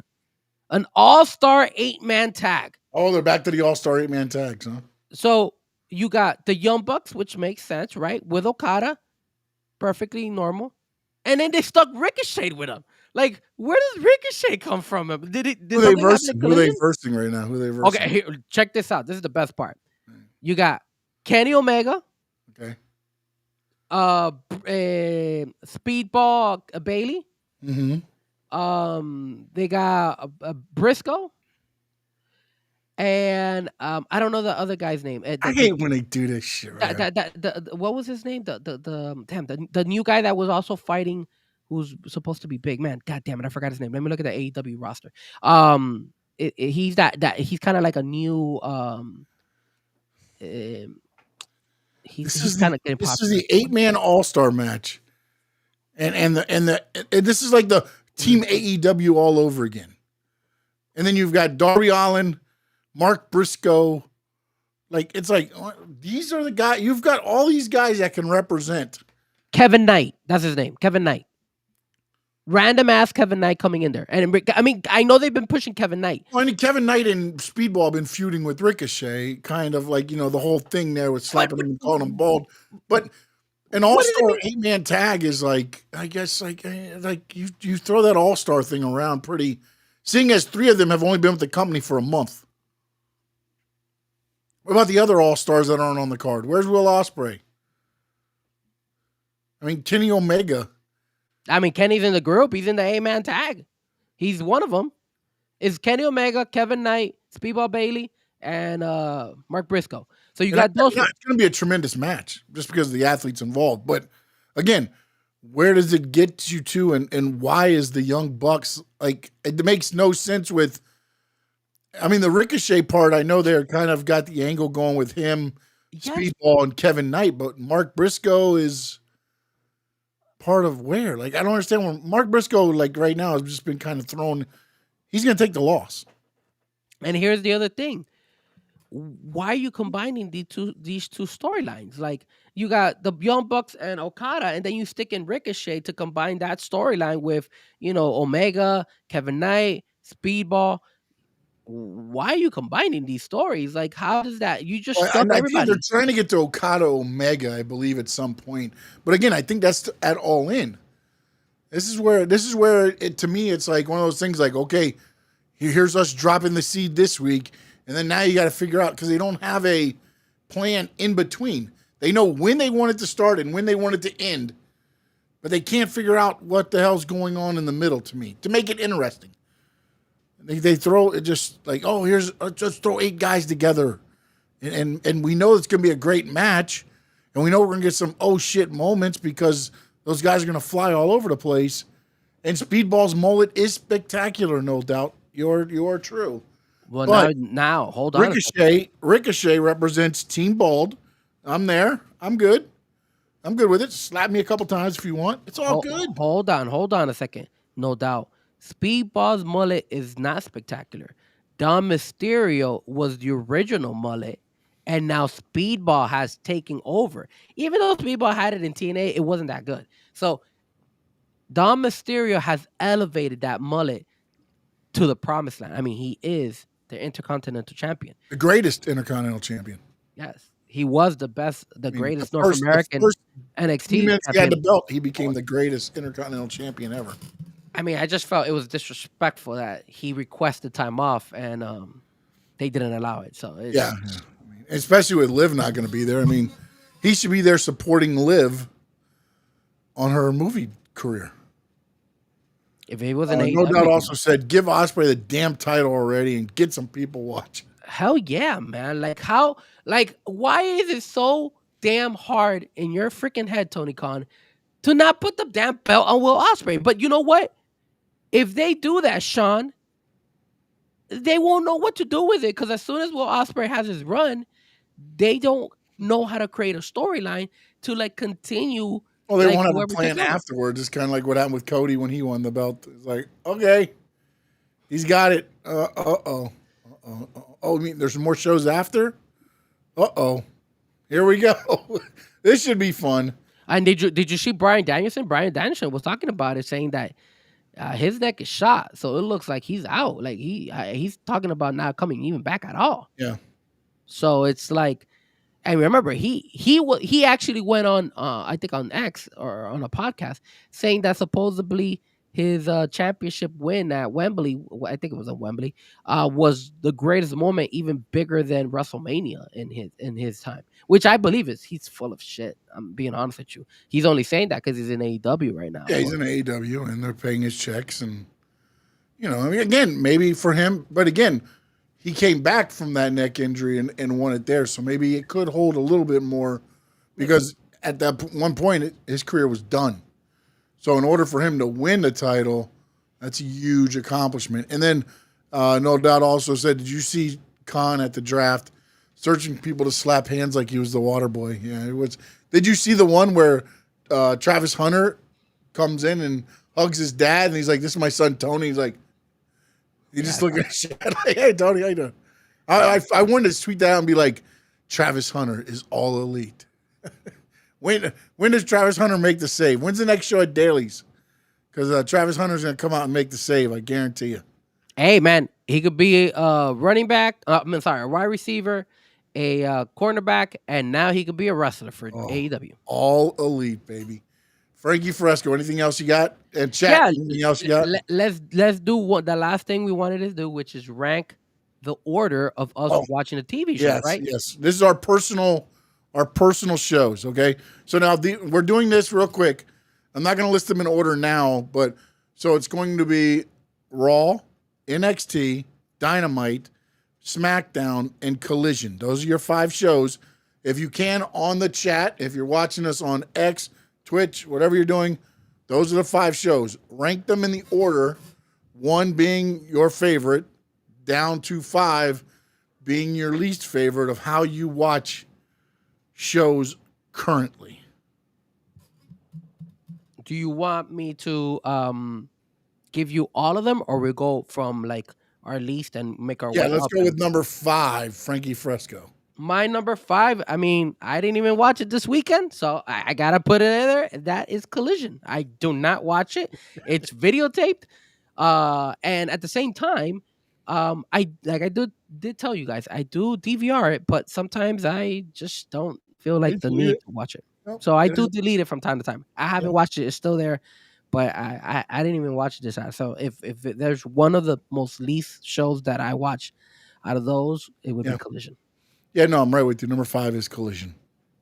All right, what about you? What's your number? What's our number? What's your number 4? Here's where this is. Look, we start changing, right? No, I don't know if we'll change, because I feel like we're on the same paths here on this, because my number 4 is AEW Dynamite. Wow. Shots my fired. Number 4 is Dynamite right now. Because again, this is my preference of watching. I like storytelling.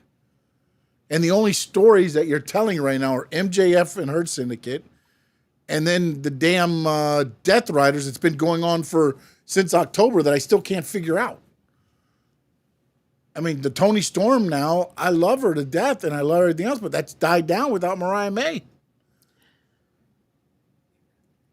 I will say this. For me, Dynamite has its moments, right? There is sometimes when I am very intrigued to watch. Like tomorrow's show, I don't care.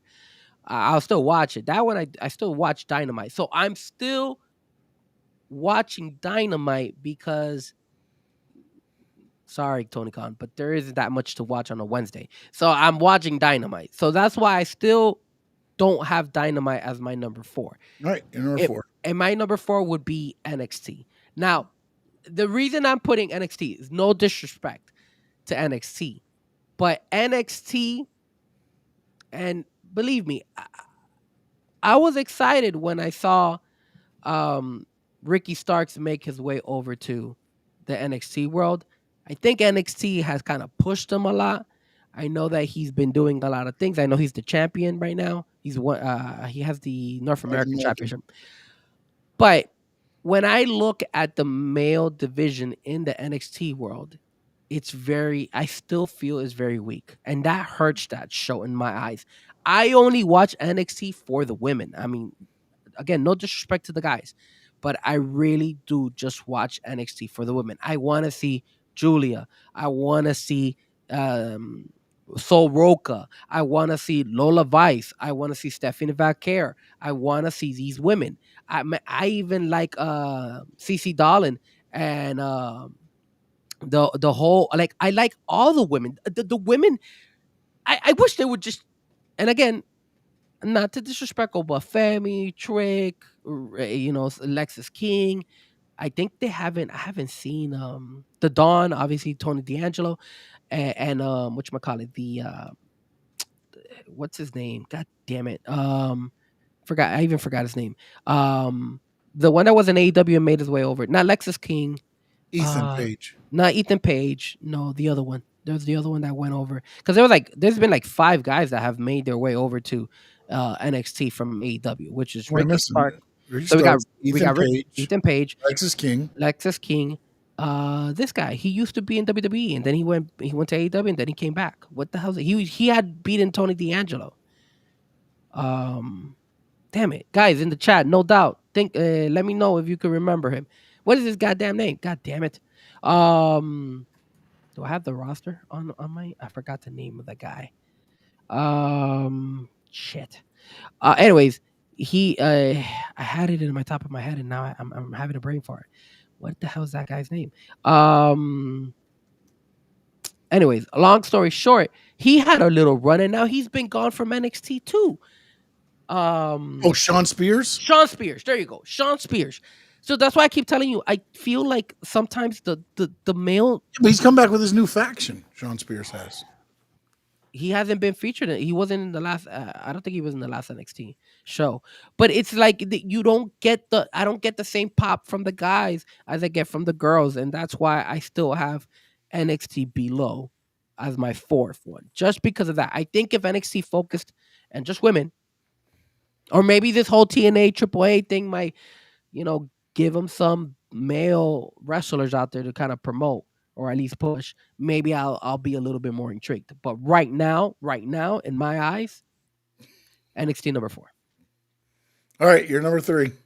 I cannot Wilfred believe is in with his Raw, SmackDown, NXT Collision. Wilfred, you're lying to Dynamite. us, man. Like, I get you with your I first love one, Wilfred. Wilfred, but 100%, man. but your number 2, get the hell out of here, bro. That is Hey, ridiculous. he's one of those people that watch it every week continuously. All right, my That's your number fault, Wilfred. You can like what you like. obviously my number 3 is Dynamite. I they don't supersede the obviously the remaining 2 episodes that we have, which is Raw and SmackDown. But Dynamite is consistent. I mean, it's a hit or miss. Sometimes it's really good, sometimes it's really shitty. But I still tune in. I still want to see MJF. I still want to see the Her Syndicate. I love Will Ospreay, and the wrestling in ring is amazing sometimes. I mean, you get pay-per-view fights sometimes for free on Dynamite. So that's why I got it as my number 3. All right, my number 3 is, and again, I will preface it by saying my preferences. Number 3 is SmackDown. Since it went to 3 hours, it just drags to me. It drags. Now this last one, again, it picks up steam when it comes around WrestleMania time. You've got Cena and Orton, and you can, push 45 minutes worth of promos and make it interesting there. But for the most part, to me, SmackDown drags, and I cannot wait till they go back to 2 hours. So for that alone, SmackDown is number 3 for 3 hours. For me, my number 2 is SmackDown. And the reason I have SmackDown my number 2 is because, and I might as well tell you my number 1. That way it could go correlate with the other one. Obviously, my number 1 is Raw. Is because Raw is on Netflix, and I get to watch Raw whenever the hell I want. If I want to go back and watch it later tonight, I could. If I want to go ahead and watch it later, later in the day, or like, and what they did today when I saw it was that they cut the commercials, which is great. Even though I'm cheap, I'm a cheap ass. I pay the Netflix with the commercials, but I mean that's the only thing that I don't like about Netflix is the commercials sometimes. But whatever, it's like when they were on TV. But I think that's the biggest sell for me is the fact that it's on Netflix. I feel like even though this past Raw wasn't like the best, but I like it because if it's on Netflix, the flexibility to be able to watch it at any time that you want, and also I like a lot the wrestlers that are on there. My favorite wrestler right now, which has been for a while, Penta. I'm a big Penta fan, so I want to see Penta. I like El Grande Americano. I like Seth Rollins. I like CM Punk. I like Roman Reigns. When you bring all those and you put them all in one show, it's elevated way more than SmackDown. Even though if I gotta compare this past Friday and Monday, I will have to say that SmackDown was a lot better, but only because it felt like it was like really, really they blew it up better this time around. With the Jake Cargill, Tiffany Stratton, and the John Cena, Randy Orton promo. That's the main reason why I like it. Plus, sorry, man. I'm a big Pat McAfee fan. I like Pat McAfee on the broadcast on Monday Night Raw. So I like Monday night. That's why I have Monday night as my number 1 and SmackDown my number 2. All right, I got NXT as my number 2 just because I like the storytelling within NXT, and also I like the fact the TNA partnership. You never know who might show up. I like those little surprises. And again, you talk about consistency. To me, SmackDown was not consistent until it needs to be.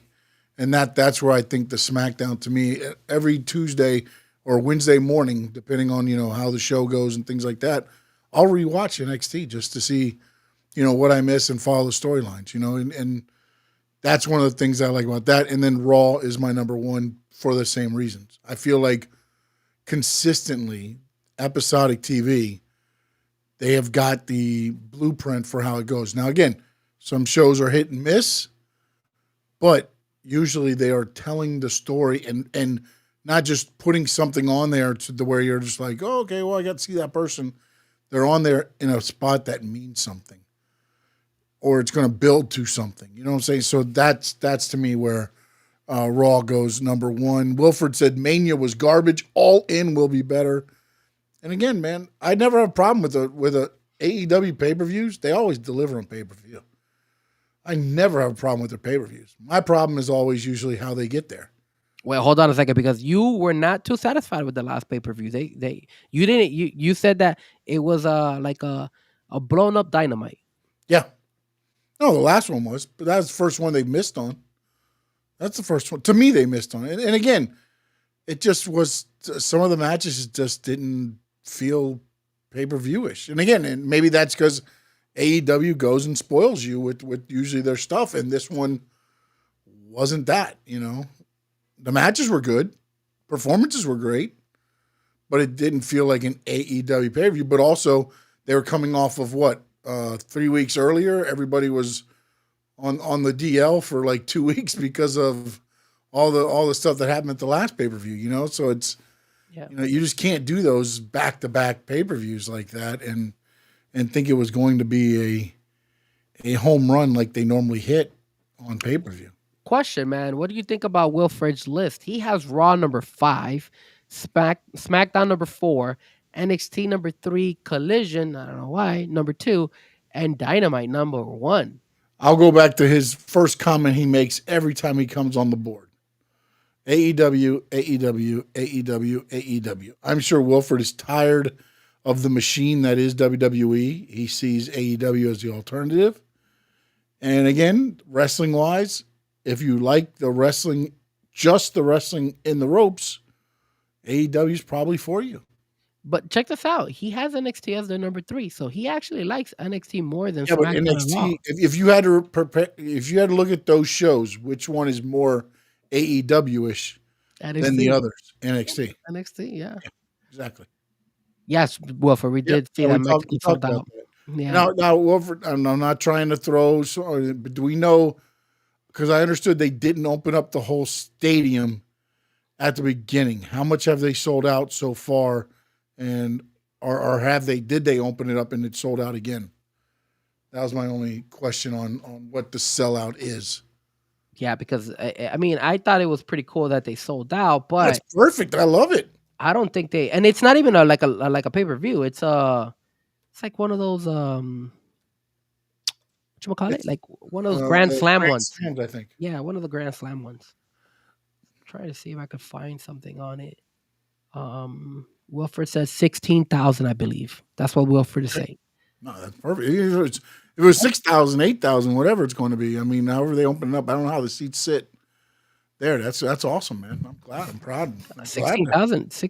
And they did that without even putting anything on the card. I mean, they got some of the CMLL wrestlers going to be there. I'm looking at a shot right now. It's Will Ospreay. It's Hologram, Kenny Omega. Is that Drew Listico? Drew Listico. I think that's Drew Listico and Hologram. some of the other guys there. Hologram's on there, so you're getting a special treat if you got Hologram there, bro. Yeah, big fan of Hologram. That's good stuff, man. I'm happy for him. Yeah, they have their moments. You know, it's not bad. No, I think they need to run more outside. They seem to do better when they do run outside internationally. That is true. I wonder how many have they posted how many tickets they've sold for All In Texas? I know they were doing pretty decent. They weren't doing bad. I could tell you this. Those tickets are definitely going to be cheaper than the SummerSlam. Oh, that's the other thing, too, now. They're touting. And this was one I'm glad you brought that up. Because I wanted to ask you. Because now they're, again, you have purchased tickets for AEW. Yes, sir. Okay, I know you have. How do you feel about the ones with now they're advertising low ticket prices starting at $20? For AEW? Yeah. Okay, so check this out. I just went on Ticketmaster, right? I went to AEW Presents All In Texas because I forgot that All In Texas is right around the corner. It's in July. And Backlash is like, what? In 2 weeks, I think. If I want to say all the way, the cheapest ticket right now, cheapest ticket I see here, and this is on Ticketmaster, is $31. So I'm in the 300 section, row 11, and I'm paying $31. Yep. To go see All In Texas, which is supposedly like their WrestleMania, right? Look. So right now, this is on, this was actually last month, so it might be more. They had sold 12,000 of the 18,000. And check this out. If I want floor seats, right, for AEW All In Texas, right, and I'm just looking at what they got over here. This is section, I'll tell you right now, this is section F, row 10. This is actually on the floor, C12. So I'm literally in the floor, and I'm just, in the middle watching this. I'm close up. It's only $681 compared to the $40,000 freaking dollars that WWE is asking. Oh, that was a special package that they put together. All right, so here's the package for AEW. Good, nice that you mentioned that. AEW Champion VIP package. And I'll read you what it says. It says the Champion VIP seat includes floor seats either from row 6 to 10, a take-home commemorative chair, exclusive premium merchandise, dedicated entrance, exclusive private access to the American Lounge with pre-show appearances by AEW stars, a pre-show photo with AEW championship belts inside the club, crowd-free shopping, and VIP concierge representative. In addition, you will receive a complimentary seat to Friday, July 11th, Ring of Honor at the Esports Stadium. I didn't even know that was even included in the package. Guess how much that package costs? Go ahead. The ticket for that package is going for $1,737. And now they have different packages. They have all elite, all in VIP package. They got all AEW championship package. They got AEW challenger package. So they got a couple of packages out there. I don't know the prices of the other packages, but if you're comparing one and the other, if you're a wrestling fan, right, and you want to go to a wrestling event, but you don't want to spend an arm and a leg, you got to go to the AEW shows because the AEW shows are way more affordable than when you go to the SummerSlam. I was looking at SummerSlam tickets. SummerSlam packages were going for $20,000, $40,000. Like, how are you gonna? You could buy a car. Yeah, but they were sold out of those packages already. That's the crazy thing about it. That is insane, dude. How much is the most expensive one for AEW? Let's see. Who sent us the tweet on that? I don't remember. About There's nothing in the front row. But the closest one I see here, and I'm on Ticketmaster, the closest one that I see here, I'll give you the. This is not a premium ticket either. You're sitting in section C, which is like the ring is here, and then you're like on the side, like in an angle. That's row 3, seat number 1, and that ticket is $779.25. Obviously, you got to add fees to it, so it might jump up a little bit, but. Dude, that's a lot more cheaper than $40,000 in freaking SummerSlam, bro. And I want to go to SummerSlam, but that's the reason why I go to AEW shows, because AEW shows are cheaper, and you're still gonna get really good quality wrestling. In my eyes, I enjoyed it. It just sucks that AEW doesn't find a way to sell better. Doesn't find a way to sell better their storylines, because I think if they did, I think their ticket sales would be more expensive, obviously. But if you want to go to a wrestling show and you got to pick between AEW and WWE, and you're not balling, I'm not a baller. I don't have that money. I'm not like Sean, who has like 5 titles back there. Those are expensive titles. I will go with AEW, and that's why you see Frankie Frasco going to AEW. All right, so here's the 40,000 Elite Plus package. Talk to me. Front row, floor, center, TV side. Give it to me. For WWE 2025. Jesus. And they said that they were told the prices were around $40,000 per ticket. Jesus. And confirmed they are sold out of this very limited quantity. The inside premium front row seating, in-ring photo op at SummerSlam, private transportation to and from events, elite welcome event, private section at all-inclusive pre-show hospitality with superstar appearances by Kevin Nash and more, post-show press conference access and desk photo op, ticket to both night of SummerSlam, tickets to SmackDown WWE as well on 8/1 and 8/4. Oh, so you get 2 shows. You end up getting 3. You get the whole weekend, basically. Yeah, AEW only gives you a Ring of Honor, but who wants to go to Ring of Honor?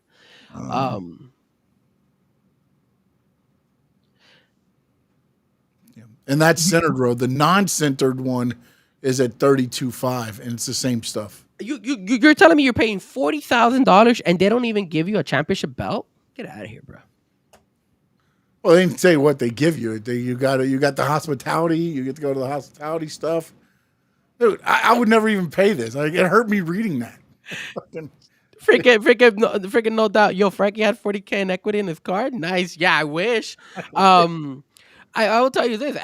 The only way I would make, dude, there's no way I'm gonna spend $40K to go to freaking SummerSlam. I want to go to SummerSlam. I would love to see SummerSlam. Yeah, but again, 40K? Also remember these are elite exclusive front row seats we're talking about. Not every seat in the building is $40,000. But again, what I said before was the way they're doing it is value is what somebody's going to pay for it. So they're still it's August is SummerSlam. So we're 3 months. And the 3rd. So we're almost 3 months out. 3 months out. Right now, you put them out there, whatever sells, whatever doesn't, they'll do like they did WrestleMania.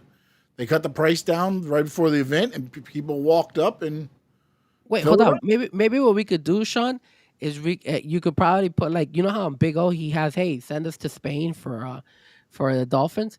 You could probably put send me and Frankie to SummerSlam, and the chat board help us out. That way we could We'll I put don't $80,000 up there. Actually, we need more because we got to fly there. and the worst thing about it is And that hotel. it's a Unless they'll- MetLife. I wonder if they'll let us sleep in MetLife. Could we like just sleep on one of the? It's gonna be it's so like if you I mean you got to stay in Jersey. You can't say I mean MetLife is in New Jersey, but Yeah. you can't stay in New York, bro. It's gonna be an arm and a leg in New York. So Oh yeah, no. you I gotta couldn't stay in afford Jersey it. The only way I can stay in New York City if I'm sleeping on a park bench. or the subway. Oh yeah, subway too. Yeah. I know the guy with the green shirt paid that for. Yeah, that guy's been trending like he's everywhere. I don't. Well, no, but he's got. I heard. Did you see the meme? Supposedly, that's the guy that CM Punk punched back when he was first with WWE. Really? Remember the fan that he punches? Yeah. Everybody's saying that's who the green shirt guy is, and this is part of all the deals that he's getting. Because No when, way. when the ATV accident happened, somebody was like, "Oh, here goes this is green shirt guy all over again." Maybe it's the green shirt lady now. Green shirt. Remember, the green shirt guy came out with Wade Barrett at WrestleMania. When they announced Wade Barrett during the pre-show, they had the green shirt guy up there, and he walked out to the ring and sat in the timekeepers area. And you know what? If that's the case, that green shirt guy is clever because he's wearing that green shirt everywhere. So everybody remembers him because of that green shirt. That makes perfect sense. I will tell you this: that lady who got hit by Stone Cold, I mean, she's gonna bank. We know that, especially when we saw Nick Khan approach her. So Yeah, but did you see the other one? Somebody recording behind her when she gets hit and she sits there and then she just drops. Like, oh, there was somebody. There's a video of her there's a sitting video behind her. of like I think it's actually her holding it. Like she's sitting there and like it's odd because you don't see any feet or anything getting hit. It's very. I gotta watch that. You gotta send me that. I didn't see that. I haven't seen that one. You gotta send me that one. That one would be pretty cool. That behind the scenes. As a matter of fact, they should. Well, you heard what happened when he's coming out for the Oh yeah, when he's going through the wrong area. That should have been like, all right, hold on a minute. Yeah, I saw that. But he wasn't drunk, was he?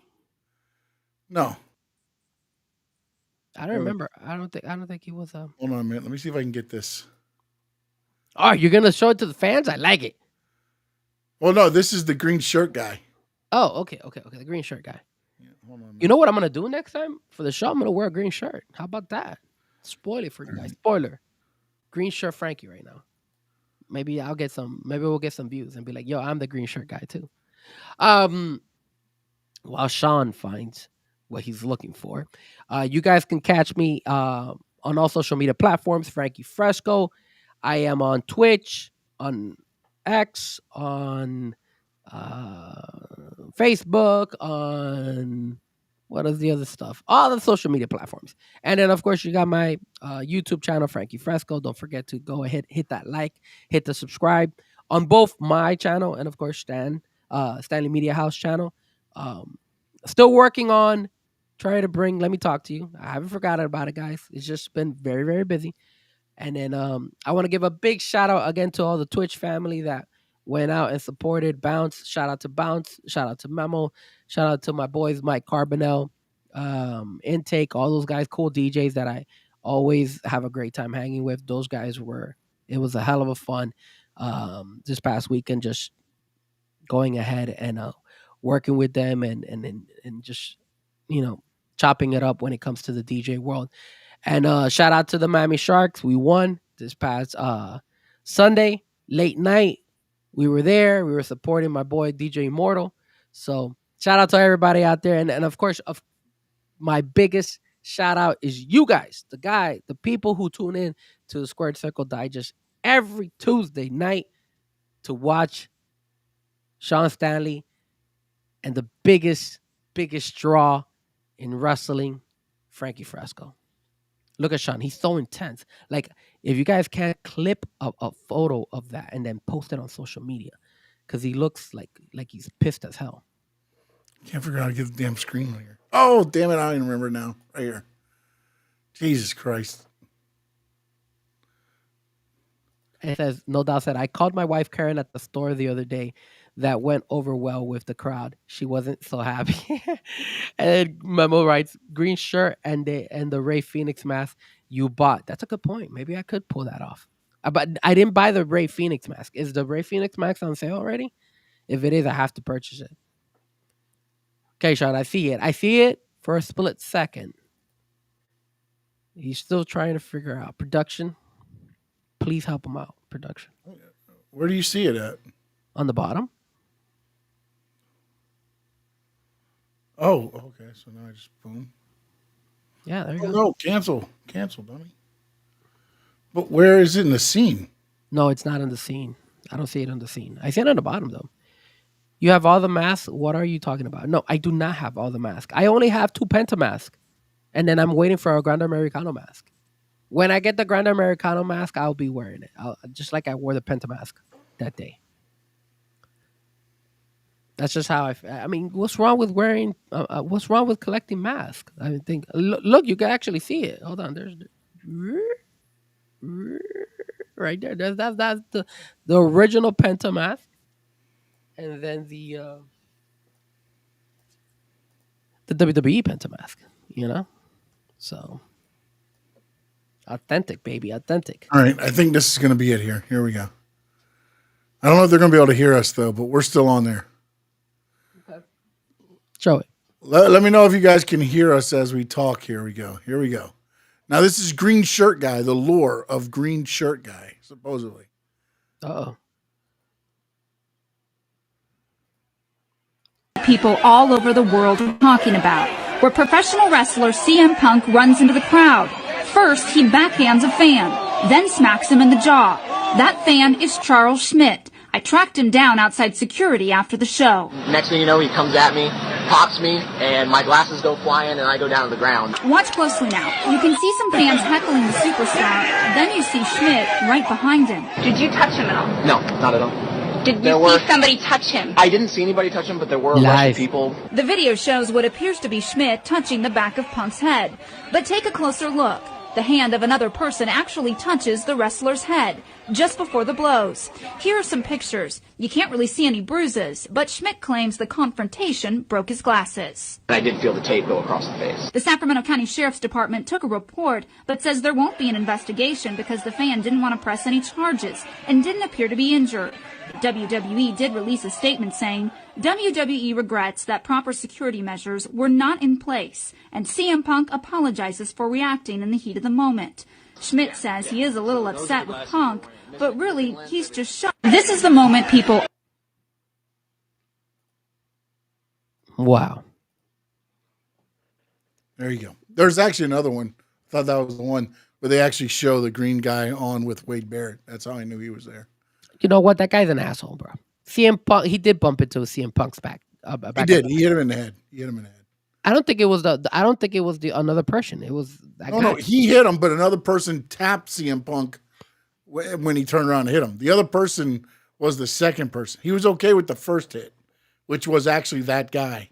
It was the second one when you see a guy reach up and grab his shoulder, which wasn't him, but then the guy got punched, which he rightfully should have because he punched the guy in the head.